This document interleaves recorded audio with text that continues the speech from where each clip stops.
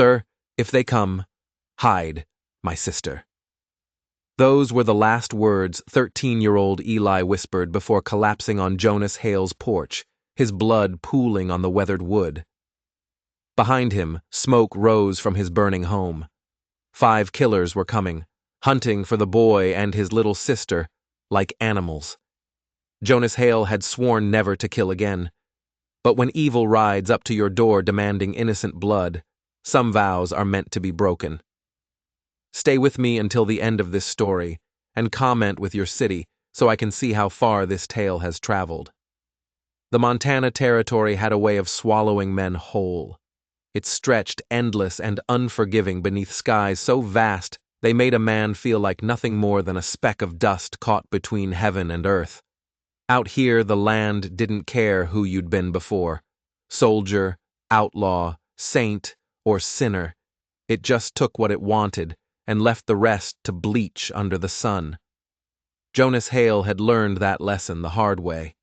His cabin sat at the edge of Cottonwood Ridge, a lonely structure of timber and stone that looked like it had grown straight out of the Montana soil. It wasn't much. A single room with a loft, a stone fireplace that smoked when the wind shifted, and a porch that creaked under a man's weight. But it was his, and after everything he'd seen, everything he'd done, that was enough.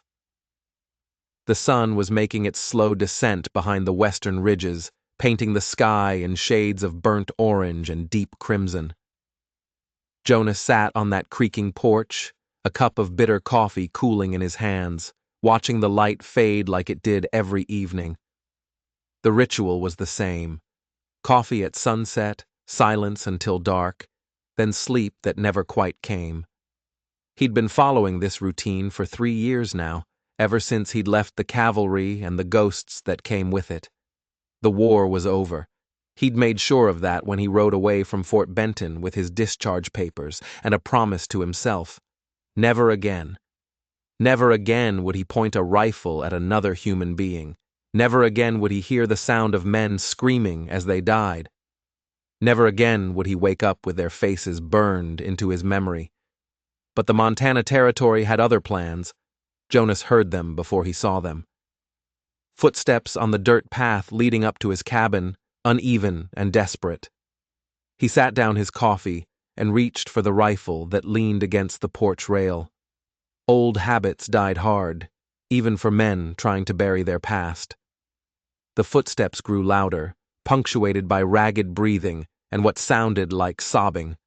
Jonas stood slowly, his hand steady on the rifle, his eyes fixed on the bend in the path where the cottonwood trees cast long shadows across the ground. Then he saw him. A boy stumbled into view, no more than 13 years old, his clothes torn and soaked with blood.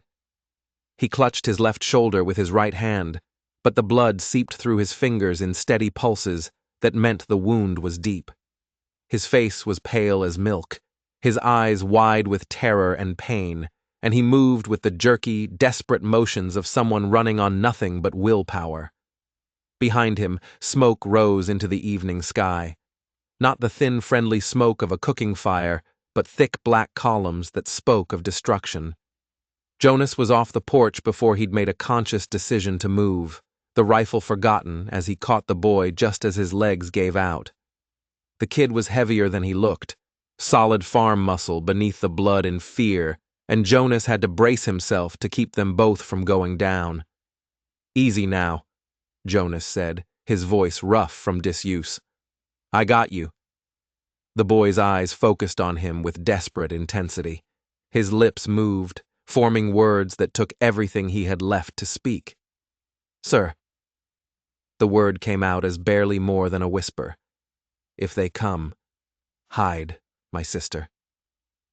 Then the boy's eyes rolled back and he went limp in Jonas's arms.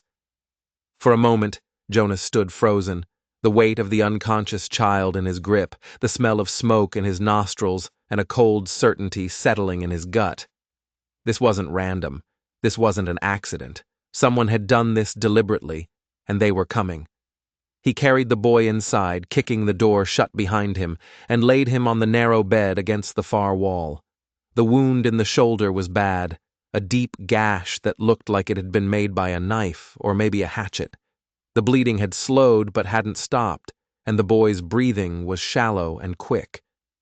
Jonas had treated enough battlefield wounds to know what needed doing. He grabbed his medical kit, a battered leather pouch he'd kept from his cavalry days, and set to work. He cleaned the wound with whiskey, stitched it closed with practiced efficiency that made his hands shake with unwanted memories, and bandaged it tight with strips of clean cloth. The whole time his mind was working through the implications. The boy had said they plural, and he'd said if they come, which meant they were following, hunting. The smoke on the horizon told the rest of the story. A homestead burned, a family attacked, and at least one survivor who'd managed to run. One survivor he could see, but the boy had mentioned a sister. Jonas finished with the bandage and stood looking down at the unconscious child. The kid's face was peaceful now, the terror smoothed away by unconsciousness. He looked young, too young for whatever hell he'd been running from. Jonas moved to the window and looked out at the darkening landscape. The smoke was clearer now, rising from a spot about 2 miles east, near where the Miller property used to be. Or maybe it was the Henderson place. He'd made a point of not getting to know his neighbors too well. That was the whole point of living out here. Distance from humanity and the violence it brought. But now that violence had followed a bleeding child to his door, he grabbed his rifle, checked that it was loaded, and stepped back onto the porch.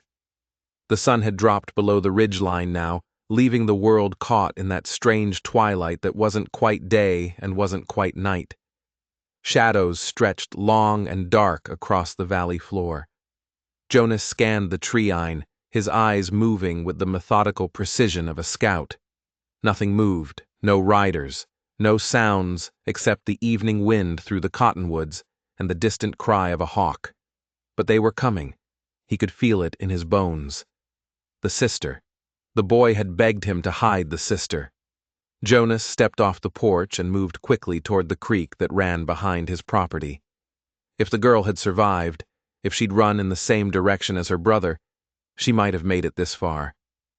The creek provided cover, cottonwood trees, brush and hollows in the bank where a small person could hide.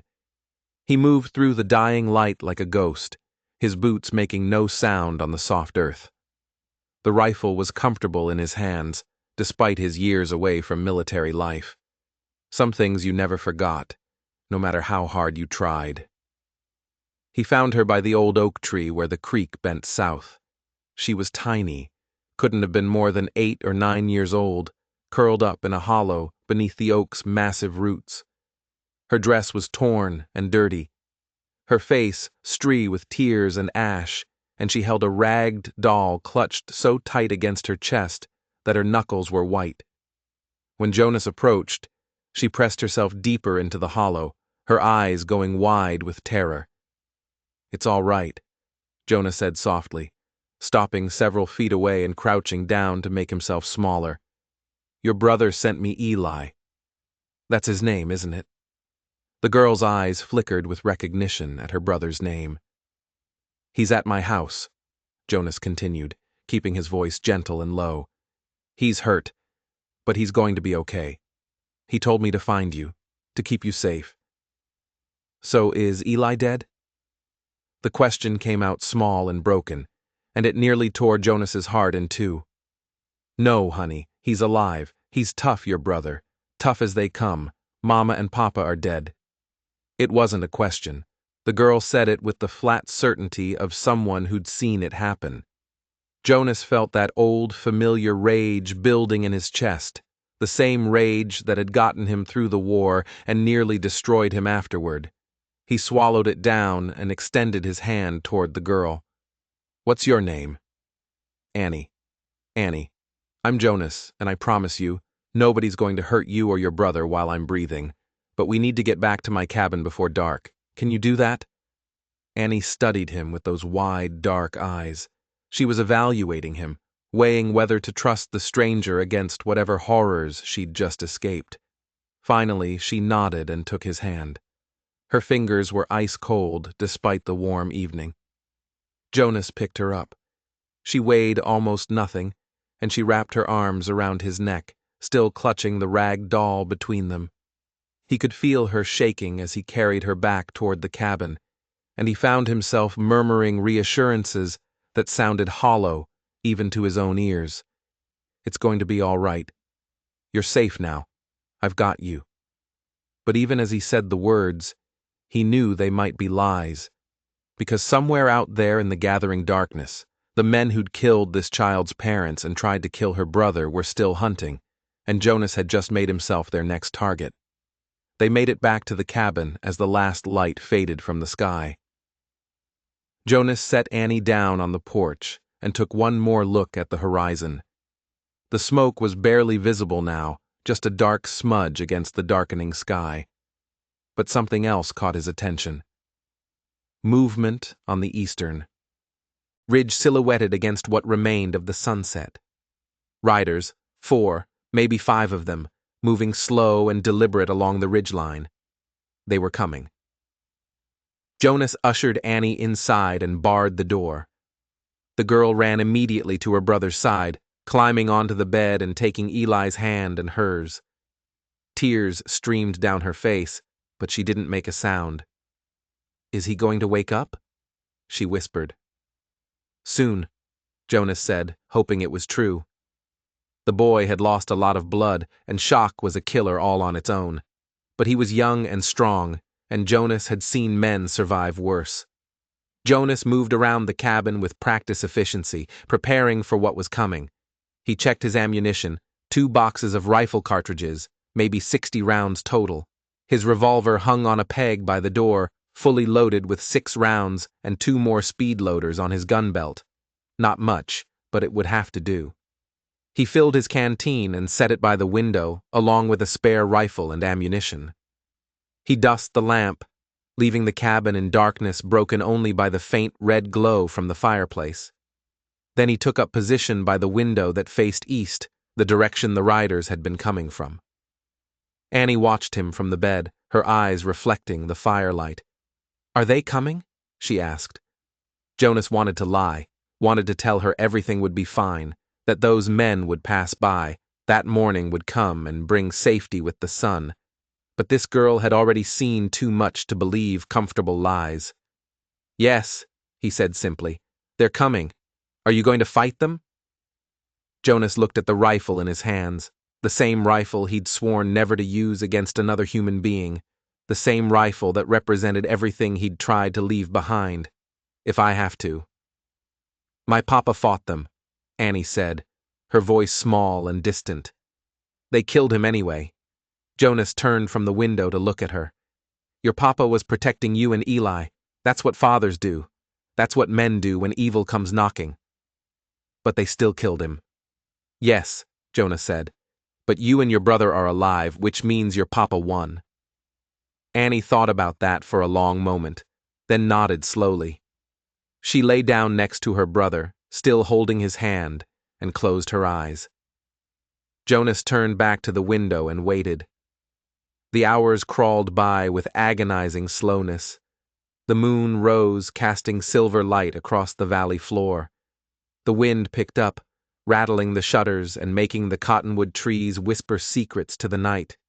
Jonas's eyes burned from staring into the darkness, but he didn't dare look away. Somewhere out there, men with blood on their hands were hunting children. Around 10 acts, Eli stirred and groaned. Jonas moved quickly to the bed and found the boy's eyes fluttering open. "Easy," Jonas said, putting a hand on the boy's good shoulder. "Don't try to move too fast." Eli's eyes focused on him with difficulty. "Annie, right here." The little girl sat up, tears streaming down her face again. "I'm here, Eli." The boy's hand found hers and squeezed. "You're okay. Jonas found me. He saved me." Eli's eyes shifted to Jonas, and in them Jonas saw a depth of pain and grief that no 13-year-old should have to carry. "They killed them," Eli whispered. "Ma and Pa, they rode up." "And don't," Jonas said firmly. "Don't go back there right now. You need to rest and heal. But they're coming. They'll find us. Let them come." Eli tried to sit up, winced, and fell back. You don't understand. There's 5 of them. They're not just outlaws. They're hunters. They enjoy it. I faced worse, Jonas said, though he wasn't sure that was true. Who are you? Eli asked, studying Jonas's face in the firelight. You move like a soldier. Talk like one, too. I was long time ago. Then you know what men like that are capable of. Jonas nodded slowly. I do. And you're still going to stand against them for us? Jonas looked at the 2 children, the injured boy trying to be brave, the terrified girl holding her brother's hand, like it was the only solid thing in a world gone mad. He thought about the promise he'd made to himself 3 years ago, about the vow to never again take up arms against another human being. Then he thought about what would happen to these kids if he kept that vow. Yes, he said simply. I'm going to stand. Eli's eyes filled with tears. Why? You don't even know us. Jonas was quiet for a moment, thinking about how to answer that. The truth was complicated. The truth involved ghosts and guilt and a desperate need to prove to himself that he was still a man worth saving. But these kids didn't need complicated truths, because somebody has to. He finally said it was almost midnight when Jonas heard the hoof-beats. They came slow and deliberate. No attempt at stealth. 5 riders emerging from the darkness, like death incarnate. Their horses' hooves striking the ground, and in rhythm that seemed deliberately menacing. Jonas positioned himself at the window, rifle ready, and watched them come. They stopped about 50 yards from the cabin, just at the edge of the moonlight. Jonas could make out their silhouettes, 5 men on horseback, sitting easy in their saddles with the confidence of predators who'd never met anything they couldn't kill. The one in the center nudged his horse forward a few steps. Even in the darkness, Jonas could tell this was the leader. He sat straighter than the others, and there was something in the way he moved that spoke of intelligence and cruelty in equal measure. Hello, the house. The voice was smooth and cultured, almost friendly. It was the kind of voice that belonged to a school teacher or a preacher, not a killer. That made it more dangerous. Jonas said nothing. Now I know someone's in there, the man continued. I saw smoke from your chimney earlier, and I'm betting you've got something that belongs to me. Still, Jonas remained silent. 2 children, the man said, a boy and a girl. Their parents were uncooperative about a business matter. But kids, well, kids don't need to die over their parents' mistakes. We just want to have a conversation with them. Make sure they understand how things are going to be from now on. Jonas felt his finger tighten on the rifle trigger. Every instinct screamed at him to put a bullet through this man's lying mouth, but he forced himself to breathe, to think, to not give away his position. Tell you what, the man said, his voice taking on a reasonable tone. You send out the kids and we'll ride away. No harm to you. You've got my word on that. Behind Jonas, Annie whimpered softly. Eli's hand found hers and held tight. The word of a child killer, Jonas said, finally breaking his silence. His voice carried clearly across the distance. Not worth the breath it takes to speak it. There was a moment of surprised silence. Then the leader laughed, and it was a genuinely amused sound. A philosopher out here in the middle of nowhere. My. The man's tone changed, hardened. Let me be clear then. You're harboring fugitives. That makes you an accessory to theft and murder. Only murder I know about is the one you committed tonight. Those people were thieves. They stole from my employer. The penalty for that is death. Simple as that. And the children? Witnesses can't have witnesses. At least he was honest about it. Jonas had to give him that. What's your name? Jonas asked. Cal Garrett. And you are? The man between you and those kids. Another laugh from Garrett. 1 man against 5. Those aren't good odds, friend. Depends on the man. Jonas could almost feel Garrett's smile in the darkness. You a soldier? Garrett asked. You sound like military. Used to be. Which side? Does it matter? I suppose not. The war's over. We're all Americans now, right? Garrett's horse shifted beneath him. But here's the thing, soldier. This isn't a war. This is business. Cold, practical business. Those kids' parents made a mistake. They paid for it. Now the kids need to understand that mistakes have consequences. After that, well, we'll see. We'll see means they're already dead, Jonas said flatly. Probably, Garrett admitted. But that's not your concern. Your concern is staying alive, which you will do if you're smart and send them out. No. The single word hung in the air between them. Garrett was quiet for a long moment. When he spoke again, the friendliness was gone from his voice. You understand what you're doing. You're choosing to die for 2 children you don't even know. Children who are already dead. They just don't know it yet. We'll get them tonight, tomorrow, next week. Doesn't matter. We always get what we're paid for. Then you're going to have to come through me to get them. That can be arranged. Jonas watched as Garrett turned his horse and rode back to his men. There was a brief conference, too quiet to hear, and then all 5 riders wheeled their horses and disappeared back into the darkness. Jonas waited, rifle ready, but they didn't return. After several minutes, he heard hoof beats fading into the distance, heading back east. He didn't relax. Men like Garrett didn't give up that easily. Are they gone? Annie's voice was trembling. For now, Jonas said. He turned from the window and looked at the 2 children. Eli was sitting up now, despite the pain it obviously caused him, his arm around his sister. They looked at Jonas with a mixture of fear and desperate hope. That man, Garrett, Eli said.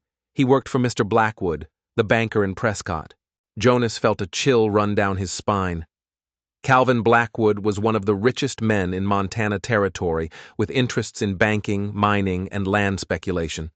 He was also known for being absolutely ruthless in protecting those interests. What did your parents do? Jonas asked, Eli's face twisted with grief and anger. Nothing. They didn't do nothing. Mr. Blackwood wanted our land, said he needed it for a railroad right-of-way. P refused to sell, said it was our home, and no amount of money was worth losing your home. The boy's voice cracked. 2 weeks ago, Blackwood sent papers saying P had taken a loan using the land as collateral, but it was a lie. P never borrowed nothing from nobody. He tried to fight it legal-like. Went to the sheriff, but the sheriff said the papers looked official. So Blackwood sent Garrett. They showed up tonight just after supper, said we had 1 hour to clear out or they'd burn us out. P tried to reason with them, tried to explain it was all a lie. Eli couldn't continue. Annie picked up the story, her voice flat and mechanical. He shot Papa just like that. Mama screamed and they shot her too. Eli grabbed me and we ran out the back. They chased us, but Eli, he fought one of them. Cut him with Papa's knife. She looked at her brother with fierce pride. That's how he got hurt. The man hit him with something, but Eli didn't let go of me. He dragged me into the woods and told me to run while he led them away. But I followed him instead. I followed him here. Jonas felt the rage building again, hot and familiar.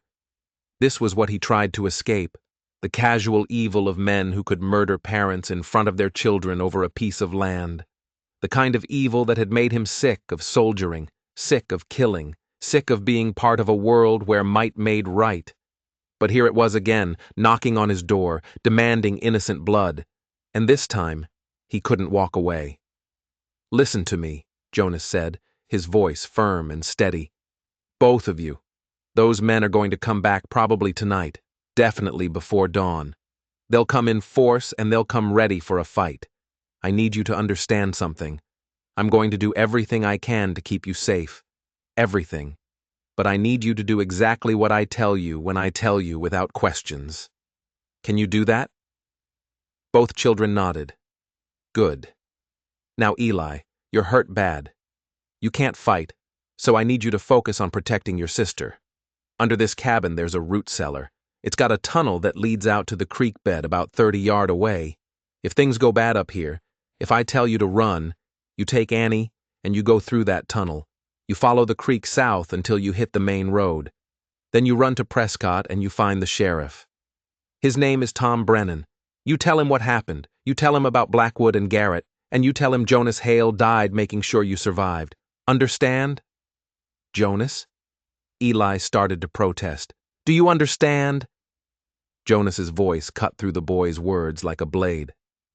Yes, sir. Good. Jonas moved to the corner of the room and rolled back the worn rug that covered the floor. Underneath was a trap door. He pulled it open to reveal a ladder leading down into darkness. Get down there now. Take a lamp. Some food from the shelf. There's blankets down there. Make yourselves as comfortable as you can. What about you? Annie asked. Jonas looked at the little girl with her tear-streaked face and her rag doll and her eyes that had seen too much horror for one night. I'll be right up here, he said gently, and I promise you, nobody's going to hurt you while I'm standing. The children climbed down into the cellar. Jonas closed the trapdoor and rolled the rug back over it. Then he went back to his position by the window and resumed his vigil. The Montana night stretched out before him, vast and dark, and full of deadly promise. Somewhere out there, 5 killers were planning their next move, and Jonas Hale, the man who'd sworn never to kill again, was preparing to break that vow. He thought about the war, about all the men he'd killed in the name of duty and country, about the faces that haunted his dreams, and the voices that whispered accusations in the dark. He'd spent 3 years trying to atone for that violence, trying to prove he could be something other than a killer. But maybe that's all he'd ever been. Maybe that's all he'd ever be. Maybe God had put him out here in this lonely cabin at the edge of nowhere, so he'd be in the right place when 2 desperate children needed someone willing to stand between them and evil. Or maybe he was just a broken man looking for redemption in all the wrong places. Either way, when Cal Garrett came riding back with murder in his heart, Jonas Hale would be waiting. The rifle felt heavy in his hands, heavy with memory and purpose, and the terrible weight of choices that couldn't be unmade. Outside, the wind picked up, and the cottonwood trees whispered their secrets to the darkness. The moon sailed higher in the sky, casting long shadows across the valley floor, and Jonas Hale watched and waited, a solitary figure standing between innocence and evil, between life and death, between the man he'd been and the man he was about to become again. Somewhere in the distance, a wolf howled. The sound rose and fell, lonely and mournful, echoing across the empty miles. It was the sound of the Montana Territory itself, beautiful and brutal, unforgiving and eternal. Jonas checked his ammunition one more time, then settled in to wait for dawn or death, whichever came first. The fire at Cottonwood Ridge was about to begin. The hours before dawn were the longest Jonas had ever known. He sat motionless by the window, every sense heightened, listening to the night sounds of the Montana Territory. The wind through the cottonwoods, the distant cry of a night bird, the creak of his cabin settling, and beneath it all, the thundering of his own heartbeat marking time until violence arrived. Around 2 a.m, he heard it, the soft nicker of a horse quickly silenced. They were back, moving into position under cover of darkness. Jonas's grip tightened on his rifle. He'd been a cavalry scout long enough to recognize the tactics. They'd surround the cabin, wait until just before dawn, when a man's guard was lowest, then strike hard and fast. But Jonas wasn't sleeping, and he'd been awake at more dawn than he cared to remember, watching for enemies who wanted him dead. He moved silently away from the window and knelt by the trap door. Eli, he whispered. You awake down there? A pause. Then the boy's voice came up through the floorboards. Yes, sir. They're here setting up around us. When the shooting starts, you remember what I told you? Take Annie through the tunnel to the creek. That's right. And don't stop. Don't look back. Just run. Mr. Hale, Jonas, you don't have to do this. We could all go through the tunnel right now, disappear before they know we're gone. Jonas smiled in the darkness. The boy was smart. thinking tactically, even with a wounded shoulder and a murdered father heavy on his heart. But he was also young, and he didn't understand that some things couldn't be run from. "They'd track us by sunrise," Jonas said quietly, "and they'd catch us in the open with nowhere to hide. At least here, I've got walls and cover. At least here I've got a chance to thin their numbers before you run. You keep saying you run, not we run." Jonas didn't answer that. "You're planning to die here, aren't you?" Eli's voice was tight with sudden understanding. "You're going to hold them off so we can escape. And you don't expect to survive it." "I expect to do what needs doing," Jonas said. "The rest is up to God and good shooting. That's not an answer. It's the only answer I've got, son." There was a long silence from below. Then Annie's small voice joined her brother's. "Will it hurt when you die?" The question hit Jonas like a fist to the gut. What kind of world did these children live in where they had to ask such things? "I don't plan on dying," he said, making his voice firm and certain, even though his heart knew different. "I plan on making sure you two are safe. That's all that matters." "You're a good man, Jonas Hale," Eli said softly. "Better than most I've known." Jonas closed his eyes against the burn of unexpected tears. "Get some rest while you can, both of you. And remember, when I say run, you run." He moved back to the window before they could respond. The eastern sky was just beginning to show the faintest gray suggestion of dawn. Another hour, maybe less, and the world would be light enough for killing. Jonas had fought in enough battles to know how this would go. Garrett would send 1 or 2 men to probe the cabin's defenses, test Jonas's resolve and position. If Jonas held fire, they'd assume he was bluffing and rushed the building. If he shot, they'd know he was serious and get more cautious. Either way, once the shooting started, it wouldn't stop until one side or the other was dead or running. 5 against 1. In an open field, Jonas wouldn't last 5 minutes. But inside this cabin with limited approaches and good firing positions, he might be able to even the odds. Might. The gray light strengthened. Jonas could make out the shapes of trees now, the outline of the split-rail fence that marked his property line, the dark mass of his small barn, and there, movement near the barn. A shadow detaching itself from other shadows, moving low and quick, toward the cabin. Jonas tracked the movement with his rifle, but didn't fire. Not yet. Let them get close. Let them commit. The shadow became a man, young, maybe 20, with a rifle in his hands and fear in his movements. He wasn't a professional killer like Garrett. He was probably just a ranch hand or drifter who'd signed on for easy money, and was now discovering that murder wasn't as simple as he thought. The young man made it to the corner of the cabin and pressed himself against the wall. Jonas could hear him breathing hard, could almost smell his fear through the log walls. The kid was probably supposed to check the windows, see if anyone was awake, report back to Garrett. Jonas let him wait. Let the fear build. Let him wonder if he'd been seen. If a bullet was about to come crashing through the wall and end his life. After what felt like an eternity, the young man worked up his courage and moved along the wall toward the front window. The same window where Jonas sat waiting. Jonas could see him now in the growing light, see the sweat on his face despite the cool morning air, see his hands shaking as he raised up to peer through the glass. Their eyes met. For a frozen moment, they stared at each other, the frightened young gunman and the grim-faced defender. Jonas saw the kid's eyes go wide, saw him start to bring his rifle around.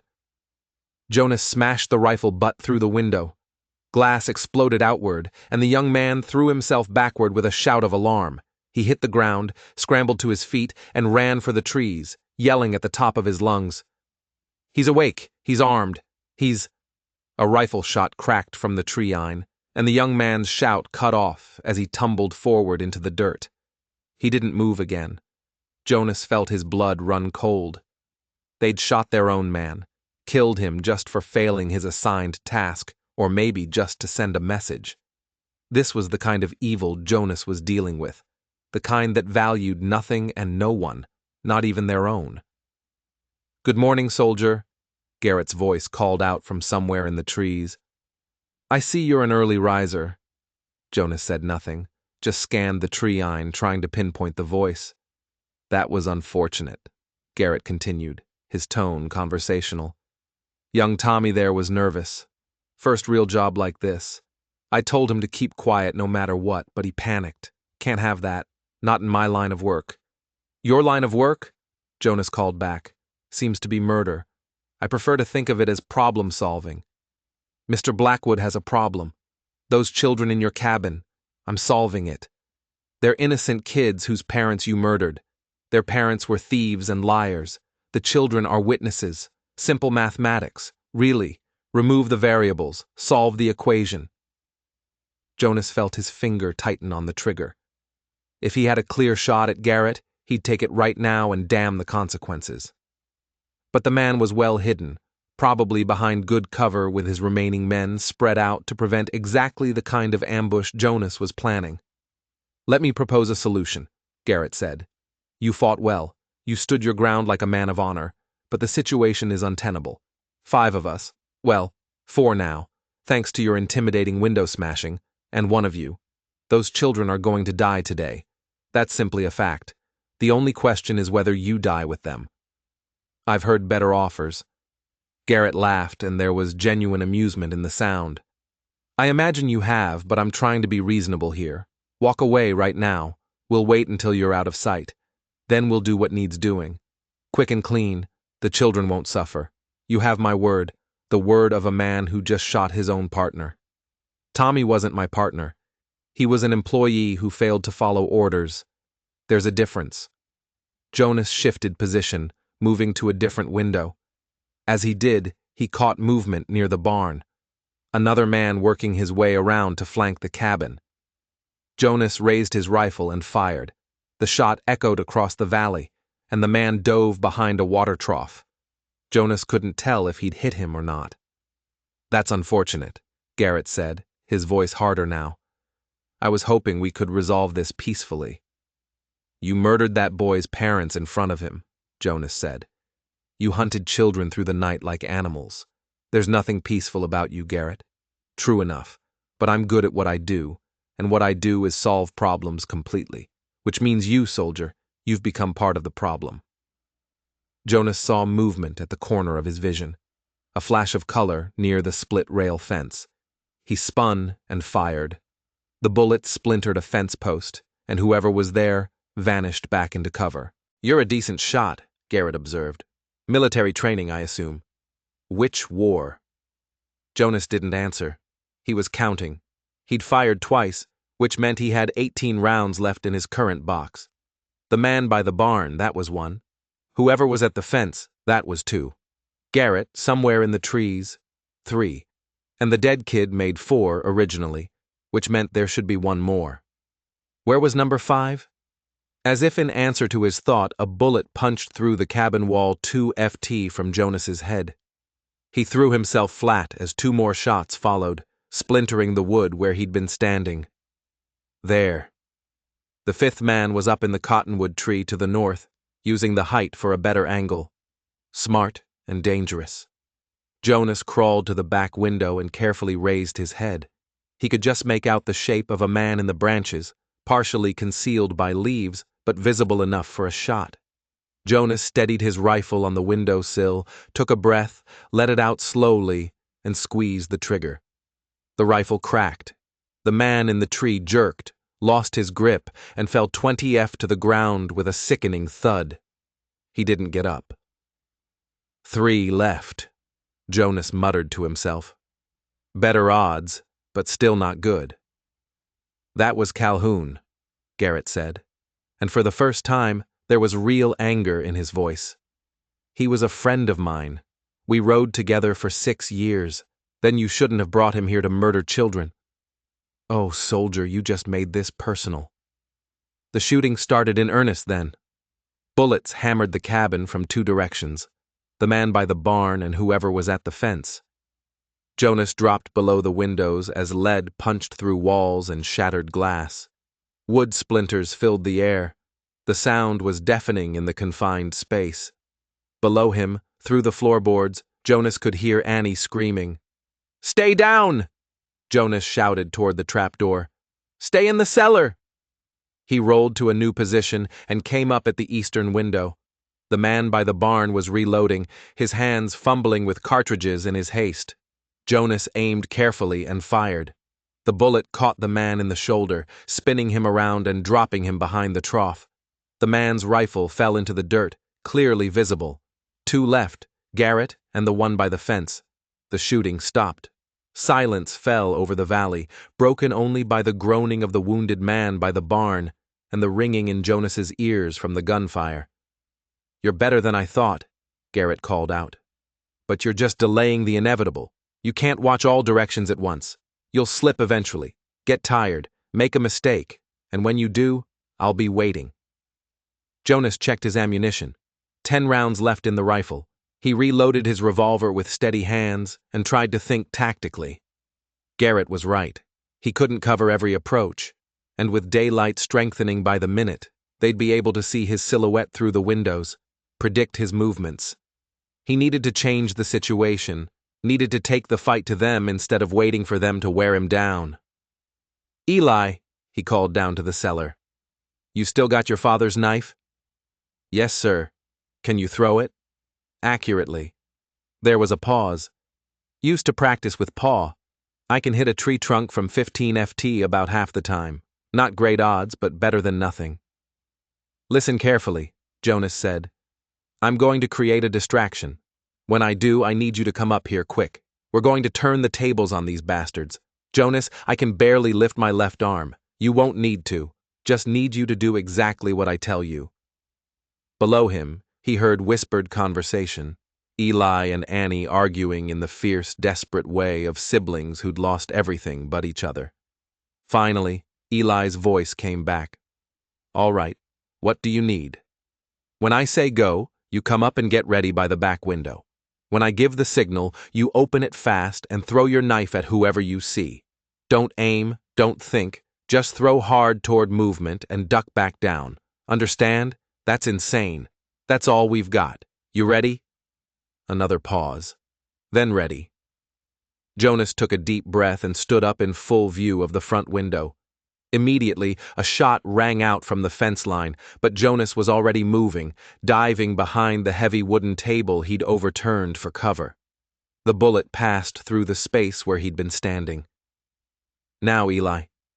He heard the trap door bang open, heard the boy's quick footsteps despite his wound.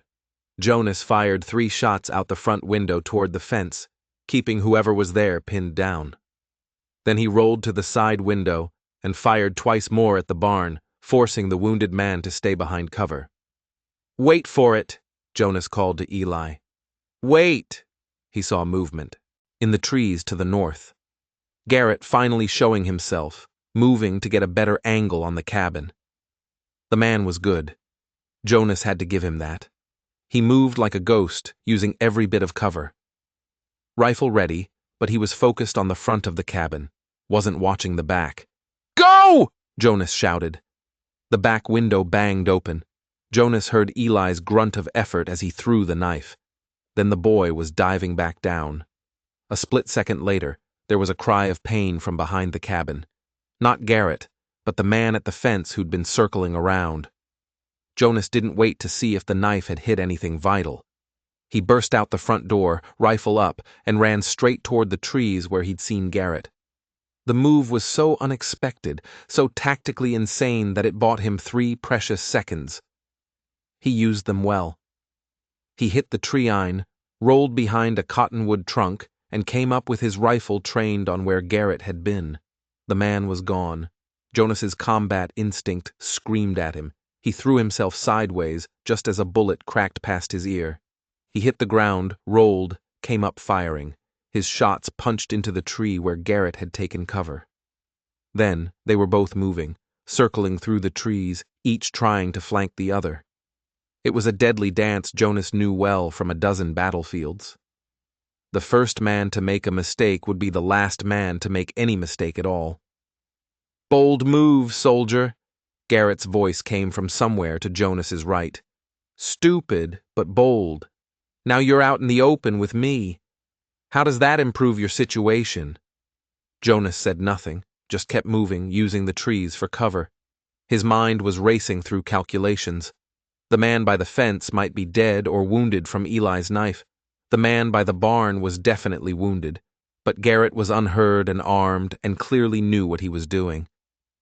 "Let me tell you what's going to happen," Garrett continued, his voice calm and conversational even as he maneuvered for position. "I'm going to kill you. Then I'm going to walk back to that cabin and I'm going to find those children. And I'm going to finish what I was paid to finish. The only difference your heroic stand has made is that you're going to die first." Jonas caught movement and fired. The bullet spanged off a tree trunk and Garrett laughed. Close, but not quite. Jonas's rifle clicked empty.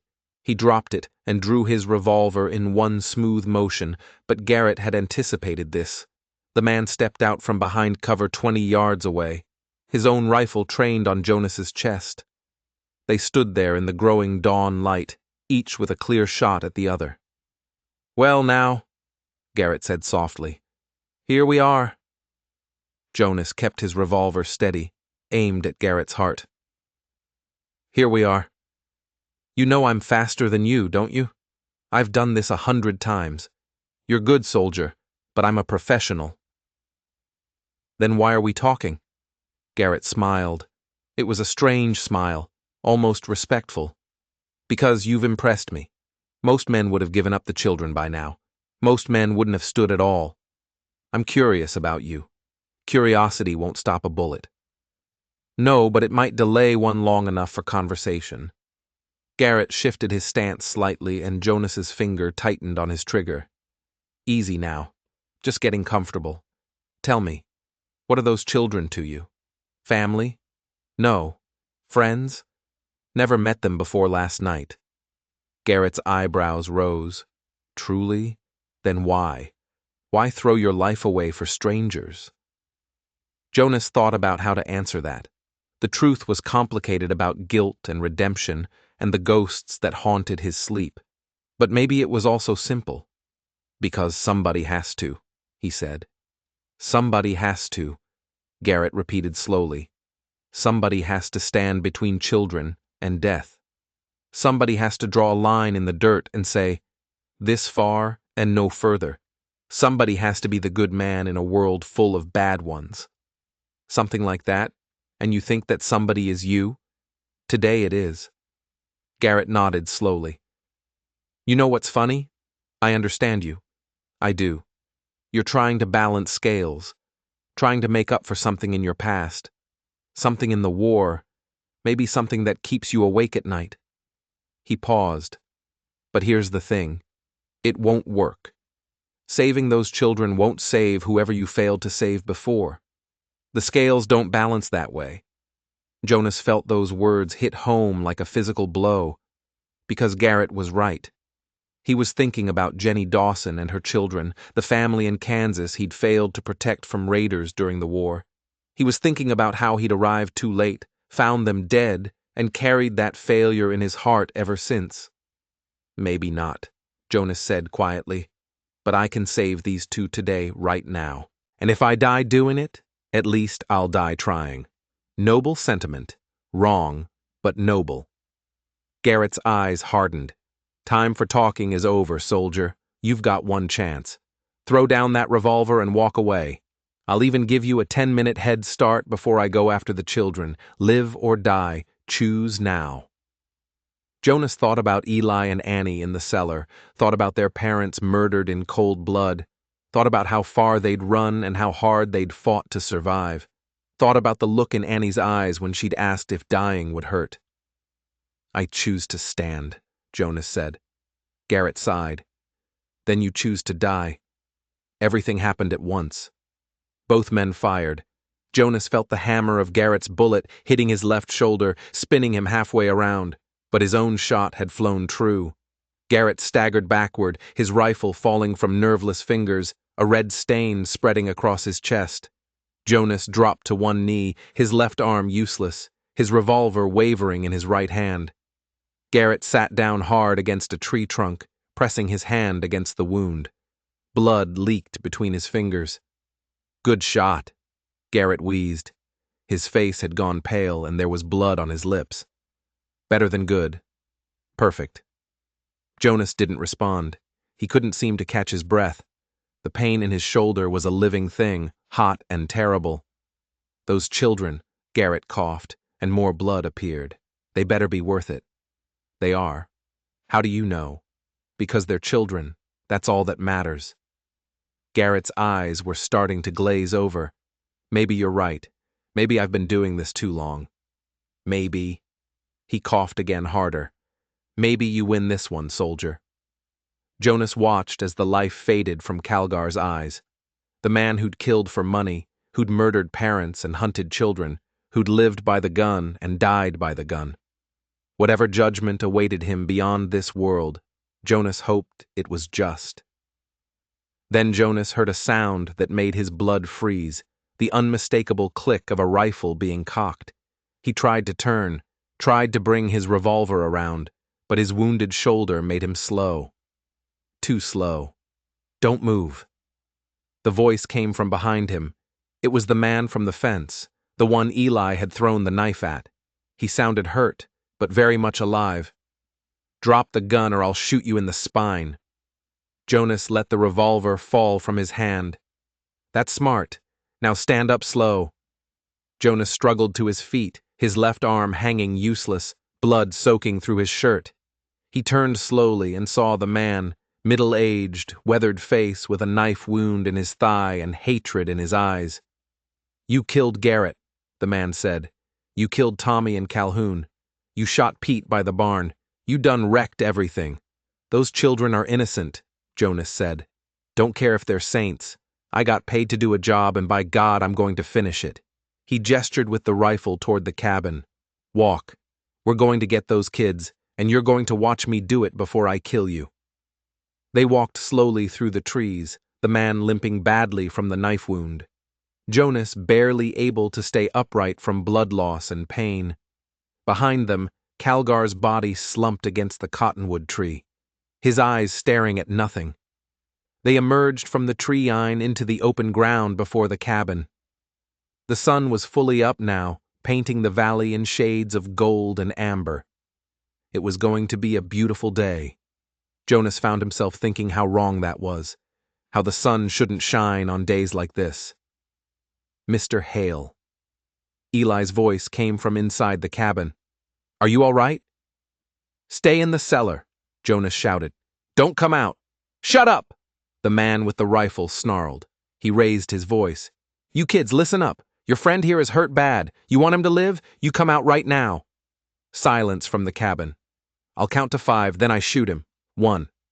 Jonas's mind raced. His revolver was back in the trees. The rifle was empty. He had nothing but his own body, and whatever seconds remained before that countdown ended. 2. He could rush the man, take the bullet, and hope it didn't kill him instantly.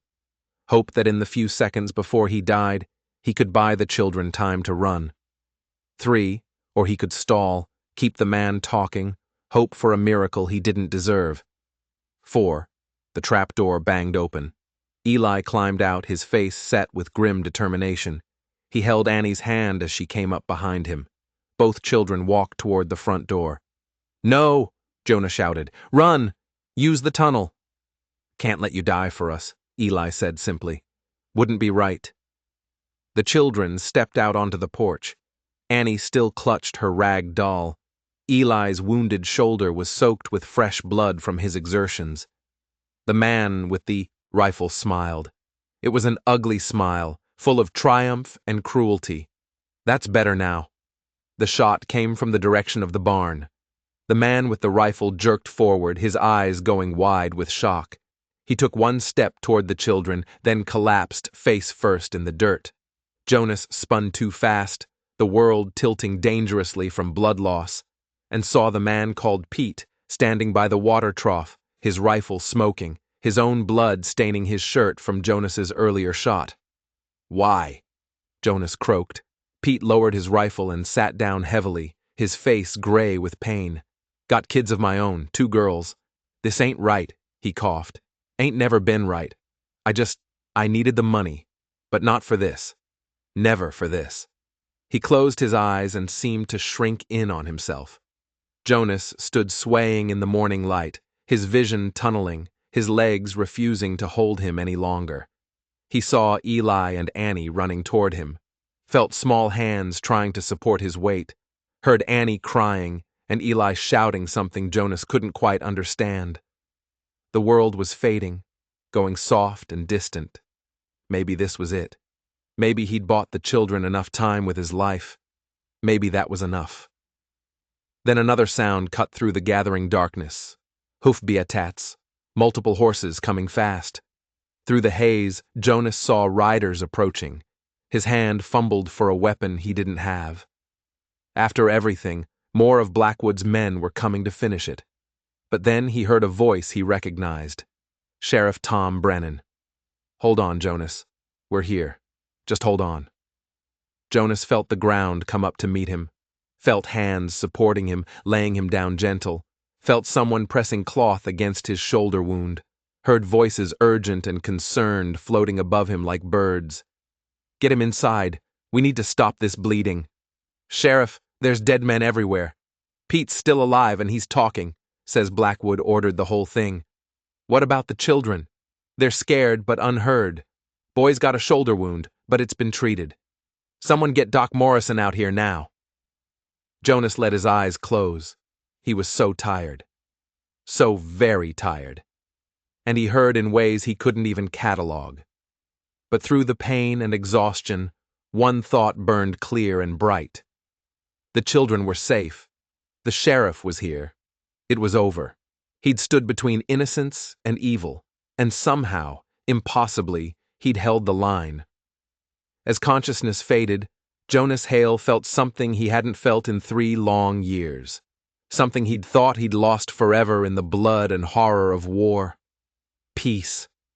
Whatever came next, whatever judgment waited for him in this world or the next, he'd done what needed doing. He'd been the man who stood when standing mattered most, and maybe, just maybe, that was enough to balance the scales he'd carried for so long. The last thing he heard before darkness took him was Annie's small voice, fierce and certain through her tears. "He's a hero. He saved us. Don't you let him die." Then the world went away, and Jonas Hale fell into darkness, not knowing if he'd ever wake again. Jonas woke to whiteness and pain. The whiteness was ceiling plaster, cracked and water-stained, with afternoon sunlight slanting across it through a window he couldn't see. The pain was everywhere, his shoulder most of all, but also his ribs, his back, his head. Even breathing hurt, like someone had filled his lungs with ground glass. He tried to move and immediately regretted it. A groan escaped his lips before he could stop it. Easy now. A woman's voice, calm and professional. Footsteps approached, and a face appeared above him. Middle-aged, kind eyes, graying hair pulled back in a practical bun. "You've been out for 2 days, Mr. Hale. Your body needs rest, not heroics." "Where?" His voice came out as a croak, his throat raw as sandpaper. "Doc Morrison's clinic in Prescott. Sheriff Brennan brought you in after the fight at your cabin. You lost a lot of blood." She lifted a cup of water to his lips. Small sips, not too fast. The water was the most glorious thing Jonas had ever tasted. He wanted to gulp it down, but the woman, a nurse he assumed, was firm about the small sips. When she finally took the cup away, he found his voice again. "The children, Eli and Annie, are they safe and sound? The boy's shoulder is healing nicely, and the girl hasn't left his side except when the sheriff makes her eat. They've been asking about you constantly." The nurse smiled. "That little girl told me in no uncertain terms that if you died, she'd never forgive me, as if I had any say in the matter." Jonas felt something loosen in his chest, some terrible knot of tension he hadn't even known he was carrying. They were alive. After everything, the blood, the bullets, the death. Those 2 children were alive and safe. "How bad?" he asked, gesturing weakly at his shoulder. "Bad enough?" The bullet went clean through, missed the bone by about an inch.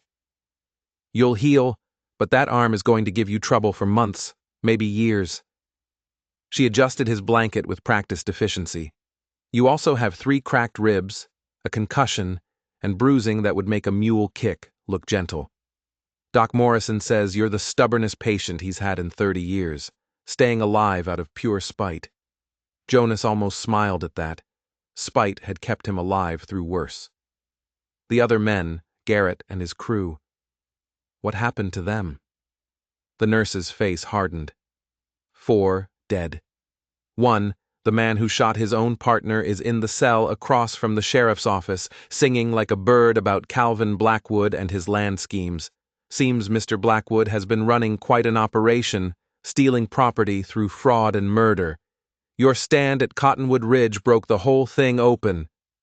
Before Jonas could respond, the door burst open and Sheriff Tom Brennan strode in, his weathered face creasing into a smile when he saw Jonas awake. "Well, I'll be damned." The dead man walks, or at least opens his eyes. Brennan pulled up a chair and sat down heavily. He looked tired, Jonas noticed. Lines around his eyes that hadn't been there the last time they'd met, maybe 5 years back. "How you feeling?" "Like I got shot." "That's because you did twice, according to Doc Morrison. Once in the shoulder, and before that, you took a bullet graze across your ribs that you apparently didn't even notice during the fight. Adrenaline's a hell of a thing." Jonas processed that. He didn't remember getting hit in the ribs. The whole battle was a blur of movement and gunfire, fear and determination. "Tell me about Blackwood," Jonas said. Brennan's smile faded. "Calvin Blackwood is sitting in my jail right now, screaming about lawyers and rights and how he's going to have my badge. But Pete, the man you shot by the barn, he's told us everything. Names, dates, properties. Blackwood's been running this scheme for 2 years, finds small homesteaders with valuable land, fabricates loan documents, then sends Garrett and his crew to collect when the owners refused to abandon their property. 15 families that we know of so far. The Hendersons were just the latest." Jonas felt sick. 15 families. How many dead? How many children orphaned? Why didn't anyone stop him sooner? Because he's rich and connected, and most of his victims were just simple farmers without the means to fight back legally. A few tried to take it to court, but Blackwood owns the judge and Prescott, the ones who fought back. Brennan's jaw tightened. Well, Garrett made sure they didn't fight long, and now Pete's testimony changes everything. I've sent word to the territorial marshal. This is bigger than one county sheriff can handle. Blackwood's going to stand trial, and I intend to make sure he hangs." Brennan leaned forward. "Thanks to you, Jonas. If you hadn't stood your ground, if you'd let Garrett take those children, we'd never have known. The Hendersons would have been just another family that moved on in the middle of the night." Jonas turned his head to look out the window. He could see a slice of Prescott's main street, false front buildings, a water trough, a few horses tied to hitching posts. Normal life going on while he lay here broken and hurting. "I didn't do it for justice," he said quietly. "I did it because they were children who needed help. Does it matter why you did it? Results the same. Those kids are alive because of you. Blackwood's reign of terror is over because of you. That's got to count for something." Jonas thought about that. Did intentions matter when weighed against results? He'd spent 3 years trying to atone for the violence of his past by removing himself from the world. But maybe atonement wasn't found in isolation. Maybe it was found in moments like this, standing between evil and innocence even when it cost everything. "The children," Jonas said. "What's going to happen to them?" Brennan's expression softened. "That's complicated. They've got no other family that we can find. Their mother was an only child. Father's people are back east somewhere, but we haven't been able to locate them. Normally, They'd go to an orphanage in Helena. But he paused. That girl, Annie, she told me in no uncertain terms that they're staying with you. Said you promised them a home. Jonas's eyes widened. I never promised. She seems to think you did. And her brother backs her up. They've got it in their heads that you're their family now. Brennan studied Jonas's face. Would that be so terrible? You've got land, a cabin.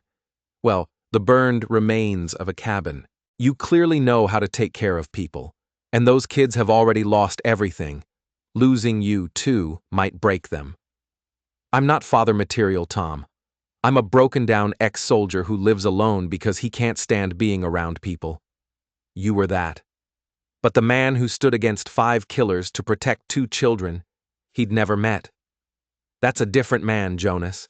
That's a man those kids could look up to. Jonas wanted to argue, wanted to explain all the reasons why this was impossible. But before he could speak, there was a commotion in the hallway. A child's voice raised in argument. I don't care if he's resting. We need to see him. Young lady, Dr. Morrison said. No visitors until Dr. Morrison can stuff it. Jonas is our family, and we're seeing him right now. The door flew open, and Annie burst in, Eli right behind her. The boy's left arm was in a sling, his face still pale but determined. Annie's dress was clean but rumpled, and her hair had been braided by someone who clearly didn't know much about braiding. When she saw Jonas awake, her face transformed. Tears spilled down her cheeks as she ran to his bedside. You're alive. You're really alive. They said you were, but I didn't believe them until I saw you myself. She grabbed his hand with both of hers, squeezing so hard it almost hurt. You can't ever do that again. Do you hear me? You can't ever almost die like that. Eli approached more slowly, his eyes red-rimmed and exhausted. Mr. Hale. Sir, His voice broke.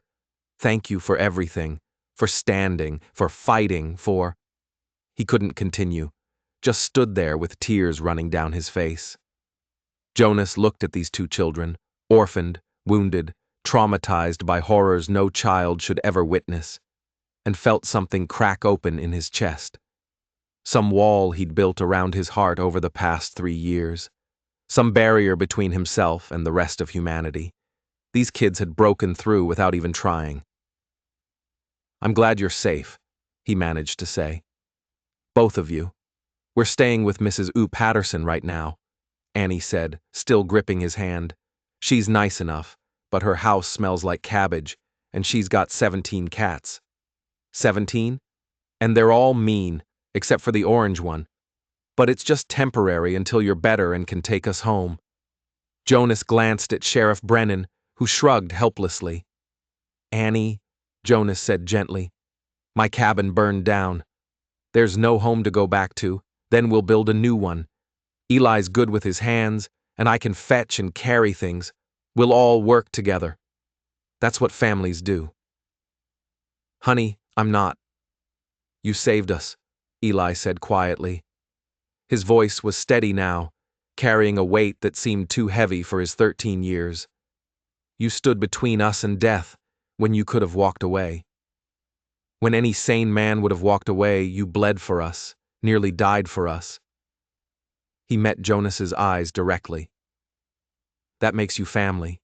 That makes you the only family we've got left. So we're not going to an orphanage in Helena or anywhere else. We're staying with you if you'll have us. Jonas looked at their faces, Annie's fierce determination, Eli's desperate hope, and thought about all the reasons he should say no. He was damaged goods, a man haunted by ghosts and nightmares. He knew nothing about raising children.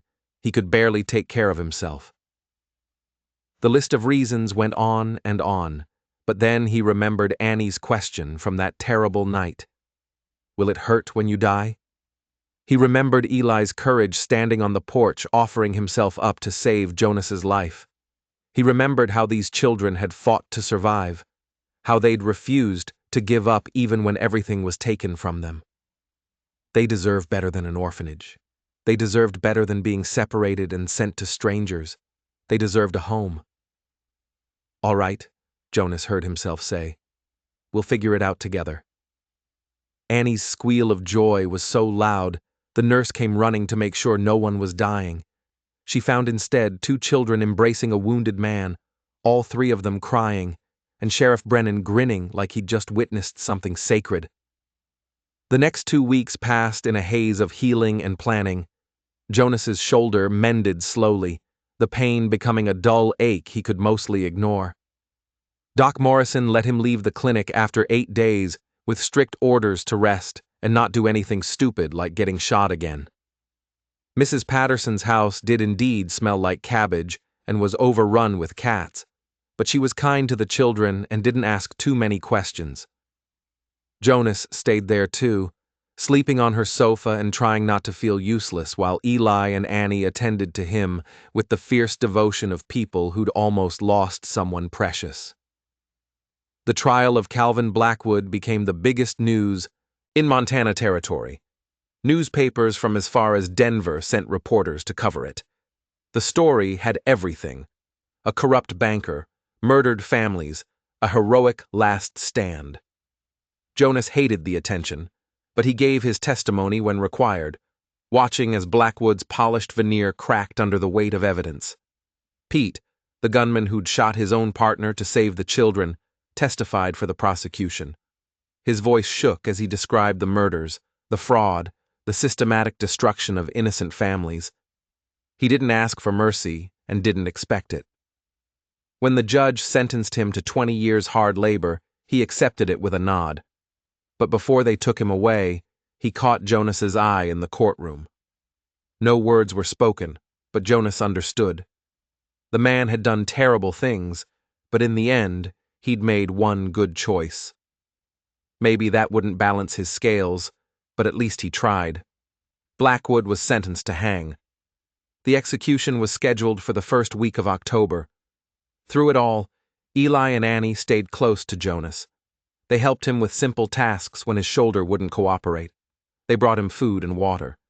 They told him stories about their parents, good memories, happy times before Garrett and his killers came.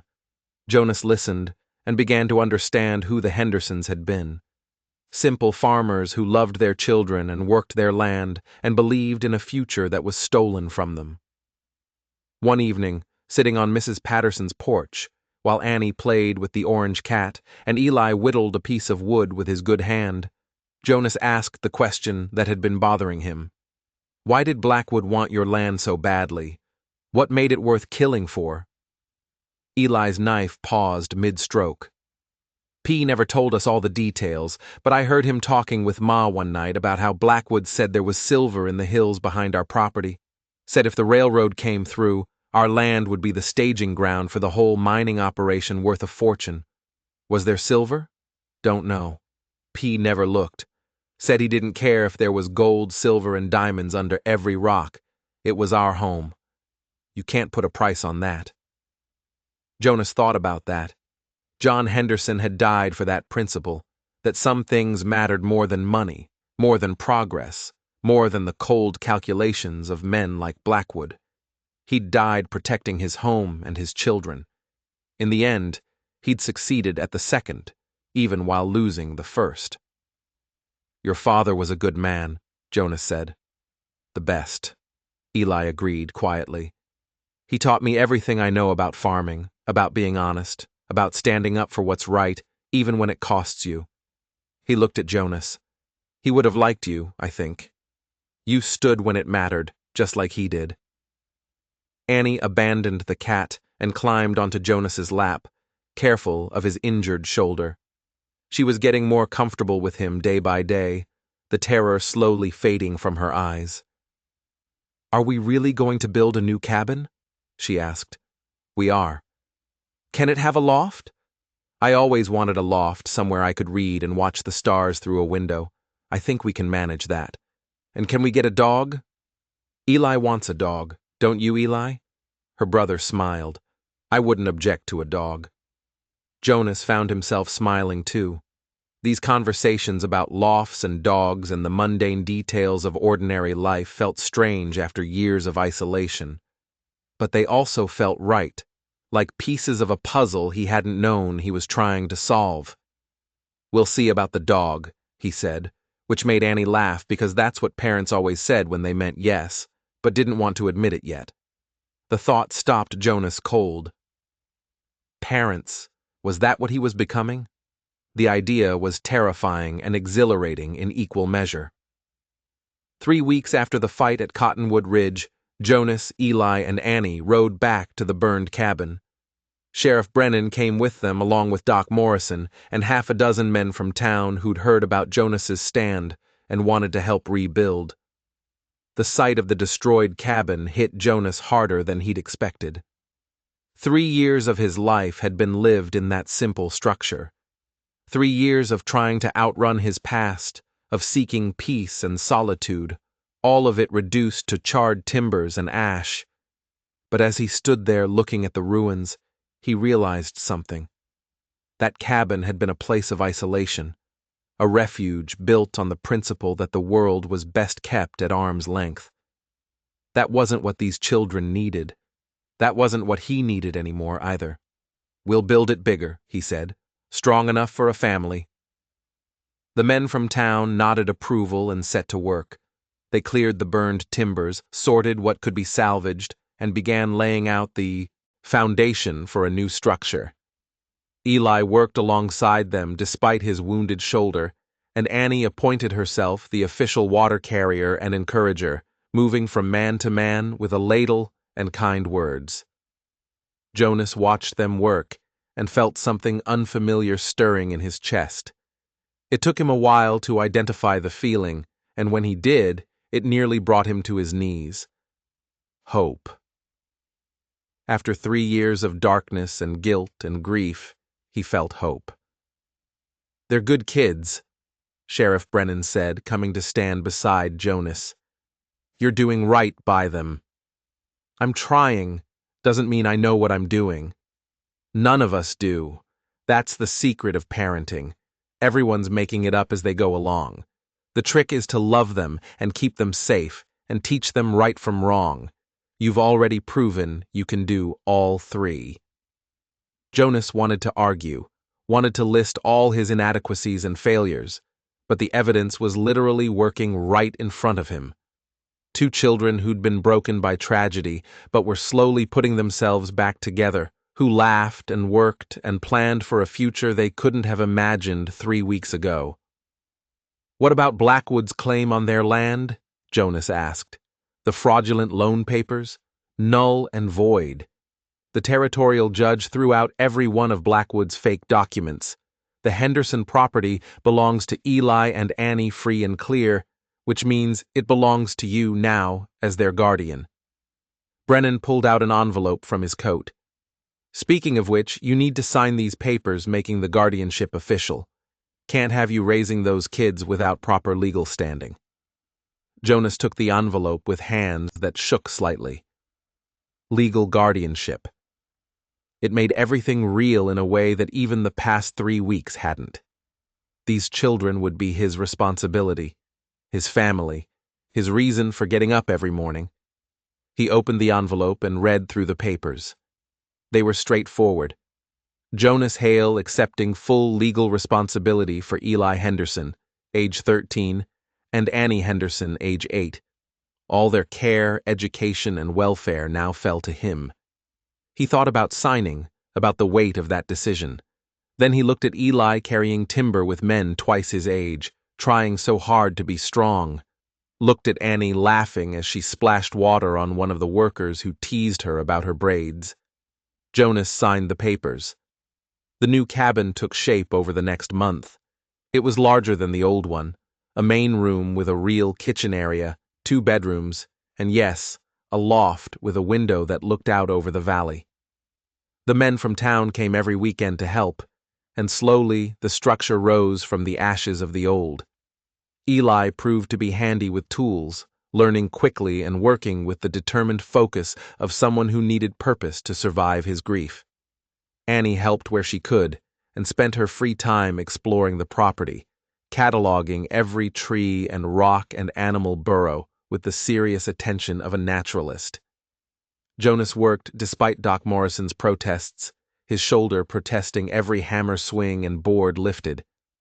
But the pain felt right somehow, like penance and purpose combined.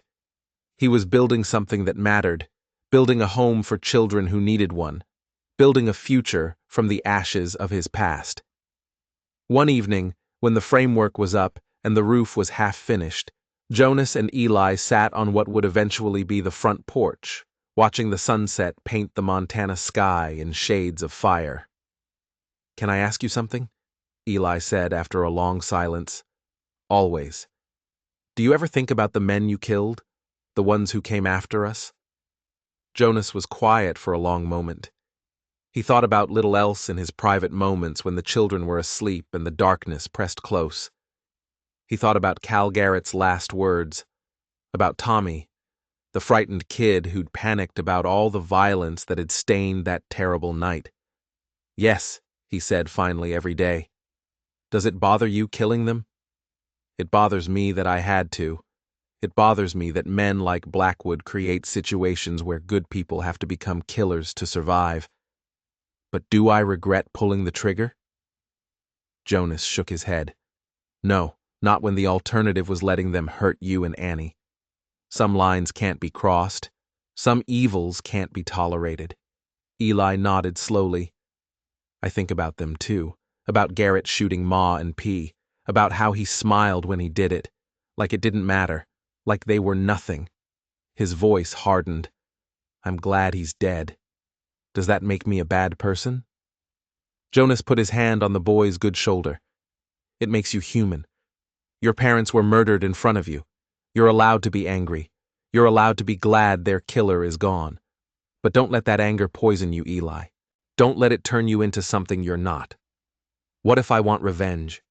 What if I want to make Blackwood suffer the way he made us suffer? Then you'd be giving him power over you. He'd own your future the same way he tried to own your land. The best revenge is living well, being happy, honoring your parents by becoming the man they wanted you to be." Jonas paused. "Your father stood against evil and paid the ultimate price. You've got his courage. Make sure you also have his principles." Eli wiped his eyes roughly. "I miss them so much. Ma and P. Some mornings I wake up and forget for just a second that they're gone. Then I remember and it's like losing them all over again. I know. I lost people too in the war. People I cared about. And I'm not going to lie to you. It doesn't stop hurting, but it gets easier to carry. The weight doesn't go away, but you get stronger. Strong enough to bear it and still live your life." They sat in comfortable silence as the sun dropped below the ridgeline. Annie emerged from the cabin skeleton, her dress dirty and her hair a mess, carrying something cubed in her hands. "Look." She opened her hands to reveal a small bird with a broken wing. "I found him by the creek. Can we keep him? Just until his wing heals." Jonas looked at the tiny creature, then at Annie's hopeful face, then at Eli's slight smile. "We'll need a box and some cloth for bedding," he said. "And you'll have to feed him every few hours. It's a big responsibility. I can do it. I promise." As Annie ran off to find supplies for her patient, Eli chuckled. "You know she's going to want to keep every injured animal she finds, right? We're going to end up with a house full of broken-winged birds and three-legged rabbits." "Probably," Jonas agreed. "But if that's the price of her smile, I'll pay it gladly." The cabin was finished in early October, just as the first cold winds began sweeping down from the mountains. They moved in with the few possessions they had accumulated, beds and chairs. Donated by townspeople, clothes sewn by Mrs. Patterson, and Annie's growing collection of rescued animals, which now included the bird, a baby raccoon with an injured paw, and a box of crickets she was convinced were lonely. The first night in the new cabin, Jonas lay awake listening to the children sleep in the next room. Eli's breathing was deep and even, finally free of the nightmares that had plagued him for weeks. Annie talked in her sleep sometimes, but tonight she was quiet. Jonas thought about how his life had changed in just 6 weeks. He'd gone from a man running from his past to a man responsible for 2 children's futures, from isolation to family, from trying to forget how to fight to remembering why fighting sometimes mattered. The ghosts of his past were still there, Jenny Dawson and her children, the men he'd killed in the war, the faces that haunted his dreams. But they seemed quieter now, less accusatory. Maybe saving Eli and Annie didn't balance the scales for everyone he'd failed to save. But it was something. It was a start. Outside, a wolf howled in the distance. Jonas recognized it as the same wolf he'd heard that first terrible night when Eli had stumbled onto his porch covered in blood. Back then, the sound had seemed like a harbinger of death. Now it just sounded lonely, calling out to the darkness for others of its kind. Jonas understood that feeling. He'd been calling out to the darkness for 3 years, not knowing what he was searching for. Now he knew. He'd been searching for purpose, for redemption, for a reason to stop running and start living. He'd found it in 2 orphan children who needed someone to stand between them and a cruel world. The wolf howled again, and somewhere in the night, another wolf answered. Not so alone after all.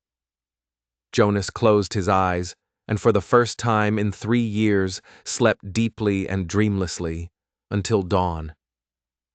Winter came to Cottonwood Ridge with a fury that reminded Jonas why Montana Territory wasn't for the faint of heart. The first real snow fell in mid-November, transforming the valley into a white wilderness that stretched as far as the eye could see. Jonas woke that morning to find Annie pressed against the loft window, her breath fogging the glass as she stared in wonder at the transformed landscape. "It's beautiful," she whispered, like the whole world got covered in sugar. Jonas smiled and started the fire, his shoulders still stiff in the cold mornings despite months of healing. Eli emerged from the bedroom, rubbing sleep from his eyes, then stopped short when he saw the snow. P always said the first snow was special. He said quietly, said it was God's way of giving the earth a fresh start, everything buried and clean and new. The mention of their father brought a moment of silence. The children spoke of their parents more freely now, the raw grief transforming slowly into bittersweet memory. Jonas had learned to simply listen, to let them share their stories without trying to fix the unfixable hurt. "Your pa was a wise man," Jonas said. "Now get dressed. That fresh start means we've got a lot of work ahead of us. Cattle need feeding, water troughs need checking, and I imagine Annie's menagerie will need extra attention." The menagerie had grown considerably. In addition to the bird, whose wing had healed but who refused to leave, and the raccoon, they now had a half-blind barn owl, a young deer with a twisted leg that Annie had named Hope, and a mangy dog that had wandered up one day and decided to stay. Eli had wanted to name the dog something dignified, like Duke or Major, but Annie had taken one look at its scraggly appearance and christened it Patches. The name stuck. They worked through the morning, establishing the rhythms that would carry them through the winter. Jonas handled the heavy labor while Eli managed what he could with his still healing shoulder. Annie took charge of the animals with the fierce devotion of someone who'd been given purpose and refused to fail at it. By noon, they gathered in the warm cabin for lunch. Venison stew that Jonas had learned to make from memory of his mother's recipe. Served with bread, Annie had somehow convinced Mrs. Patterson to teach her to bake. The girl had taken to domestic skills with surprising enthusiasm, as if creating order in the kitchen helped counterbalance the chaos that had destroyed her previous life. "Jonas?" Annie asked around a mouthful of bread. "Can we get a tree for Christmas? A real one we cut ourselves." Jonas looked at Eli, who shrugged. "Ma always made a big thing of Christmas. Tree with candles, presents wrapped in brown paper, singing hymns on Christmas Eve." His voice caught. It was her favorite time of year. Jonas understood the unspoken question. Would they honor that tradition, or let it die with the woman who'd created it? The easy answer was to skip Christmas entirely, avoid the painful reminder of all they'd lost. But easy answers rarely served anyone well. "We'll get a tree," Jonas said firmly, "and we'll do Christmas proper. Your mother would want that." Annie's face lit up like the sun breaking through storm clouds. Even Eli smiled, though his eyes remained sad. The weeks leading up to Christmas became a flurry of preparation that Jonas hadn't experienced since childhood.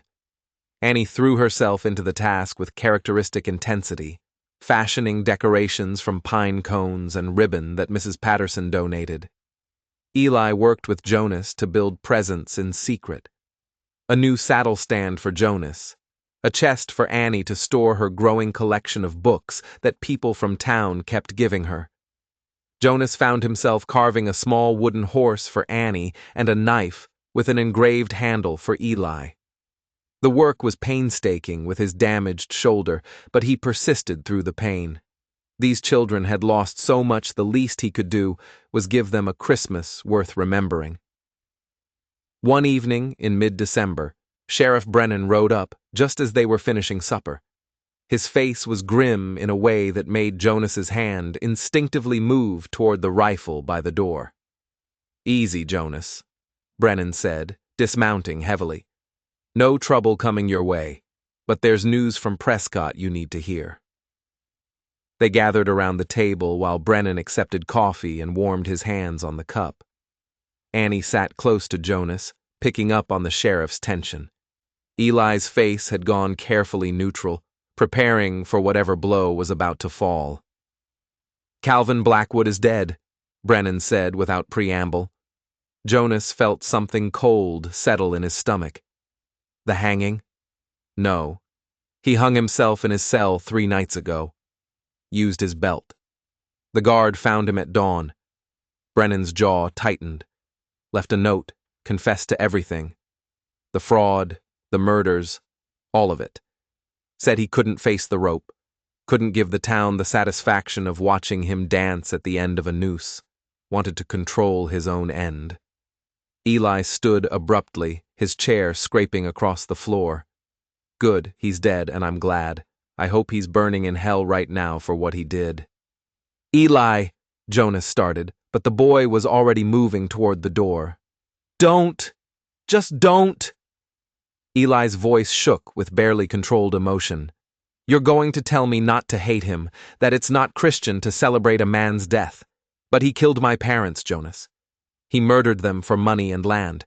So, yes, I'm glad he's dead, and I won't apologize for that." The door slammed behind him.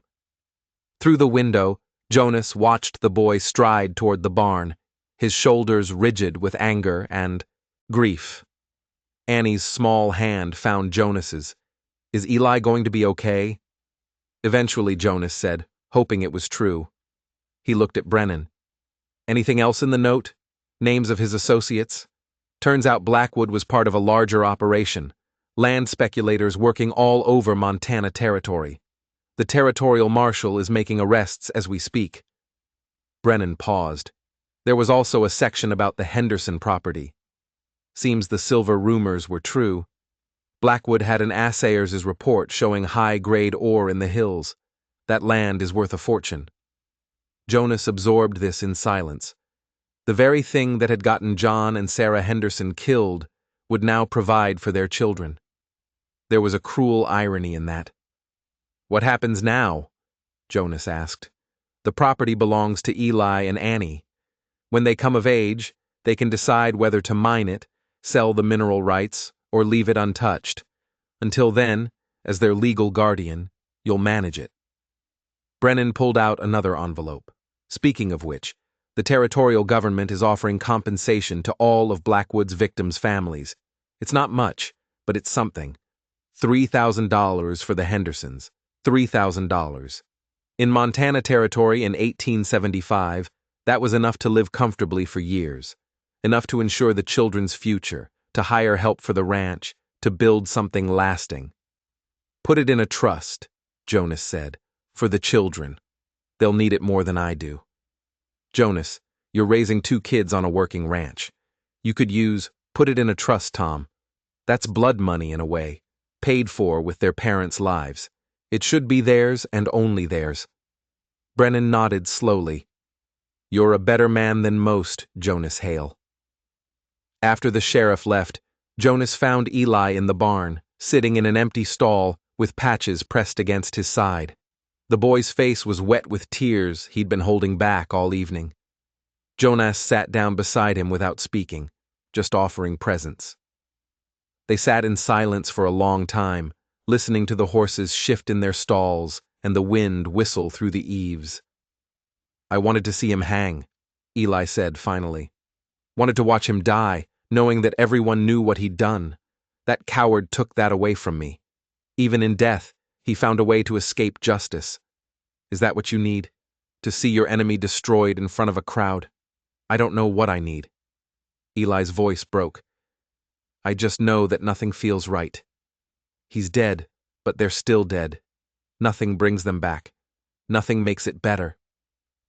Jonas thought carefully about his next words. You're right. Nothing makes it better. Nothing brings your parents back or erases what happened. But here's the thing, Eli. You get to choose what happens next.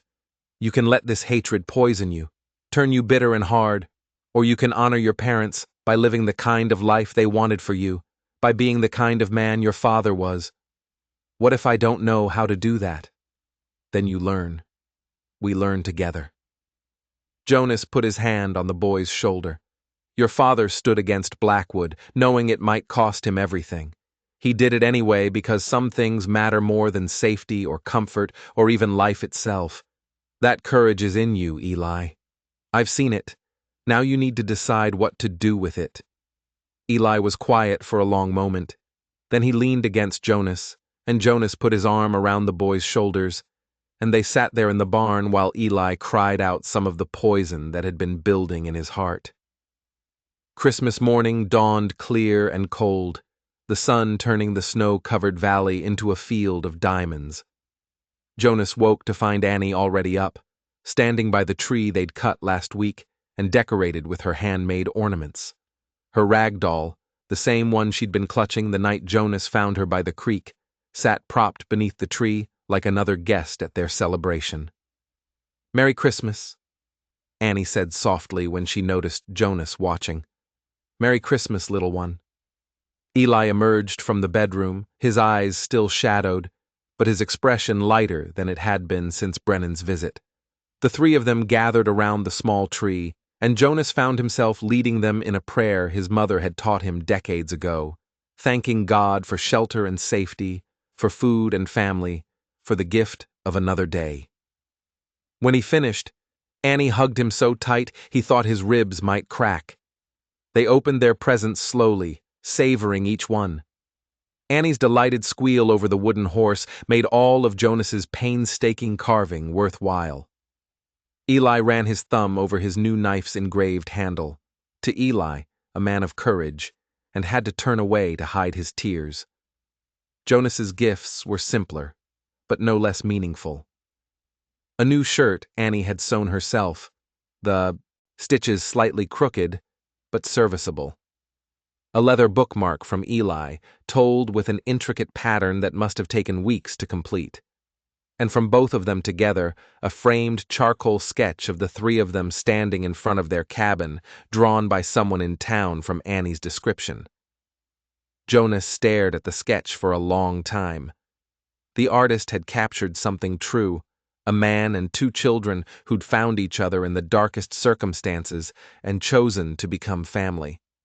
His throat tightened with emotion he didn't know how to express. "It's perfect," he managed finally. "Thank you." They spent Christmas Day in simple celebration. Jonas made his mother's recipe for ham and sweet potatoes. Annie read aloud from a book of poetry Mrs. Patterson had given her. Eli taught them both a card game his father had shown him. And as evening fell, they sat by the fire, and Jonas found himself telling stories of his own childhood, carefully edited versions that left out the worst of the war, but captured the spirit of a young man finding his way in a complicated world. "Tell us about the bravest thing you ever did," Annie requested, her head on Jonas's shoulder, sleep pulling at her voice. Jonas thought about that. He could tell them about cavalry charges and desperate battles, about moments when death seemed certain and survival impossible. But that wasn't what she was really asking. "The bravest thing I ever did," he said slowly, "was opening my door the night your brother knocked on it. I'd spent 3 years hiding from the world, trying to forget I was the kind of man who could fight, could kill. And then Eli appeared, bleeding and desperate, asking me to hide his sister. I could have turned him away, could have sent you both on and kept my distance. That would have been easier, safer." "But you didn't," Eli said. "No," I stood up, and in doing that, I became someone I'd forgotten I could be, someone who mattered, someone with purpose. Jonas looked at both children. "You two gave me that. You saved me just as much as I saved you." Annie was asleep now, her breathing deep and even. Eli helped Jonas carry her to bed, tucking her in with the gentle care of someone who'd learned too young how precious and fragile life could be. Later, after Eli had gone to bed and the cabin was quiet, Jonas stood on the porch, looking out at the moonlight valley. The snow had stopped, leaving the world clean and still. Smoke rose from his chimney, carrying the scent of pine and wood smoke into the cold air. 6 months ago, he'd been alone in a burned cabin with nothing but ghosts for company. Now he had children sleeping peacefully under a roof he'd built with his own hands. He had responsibility and purpose, and a reason to face each new day. The cost had been high, blood and pain and violence he'd sworn to leave behind.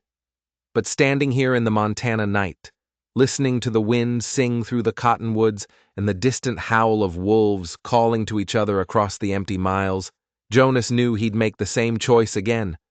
Some things were worth fighting for, some things were worth dying for, and some things, like 2 orphan children who needed someone to stand between them and a cruel world, were worth living for.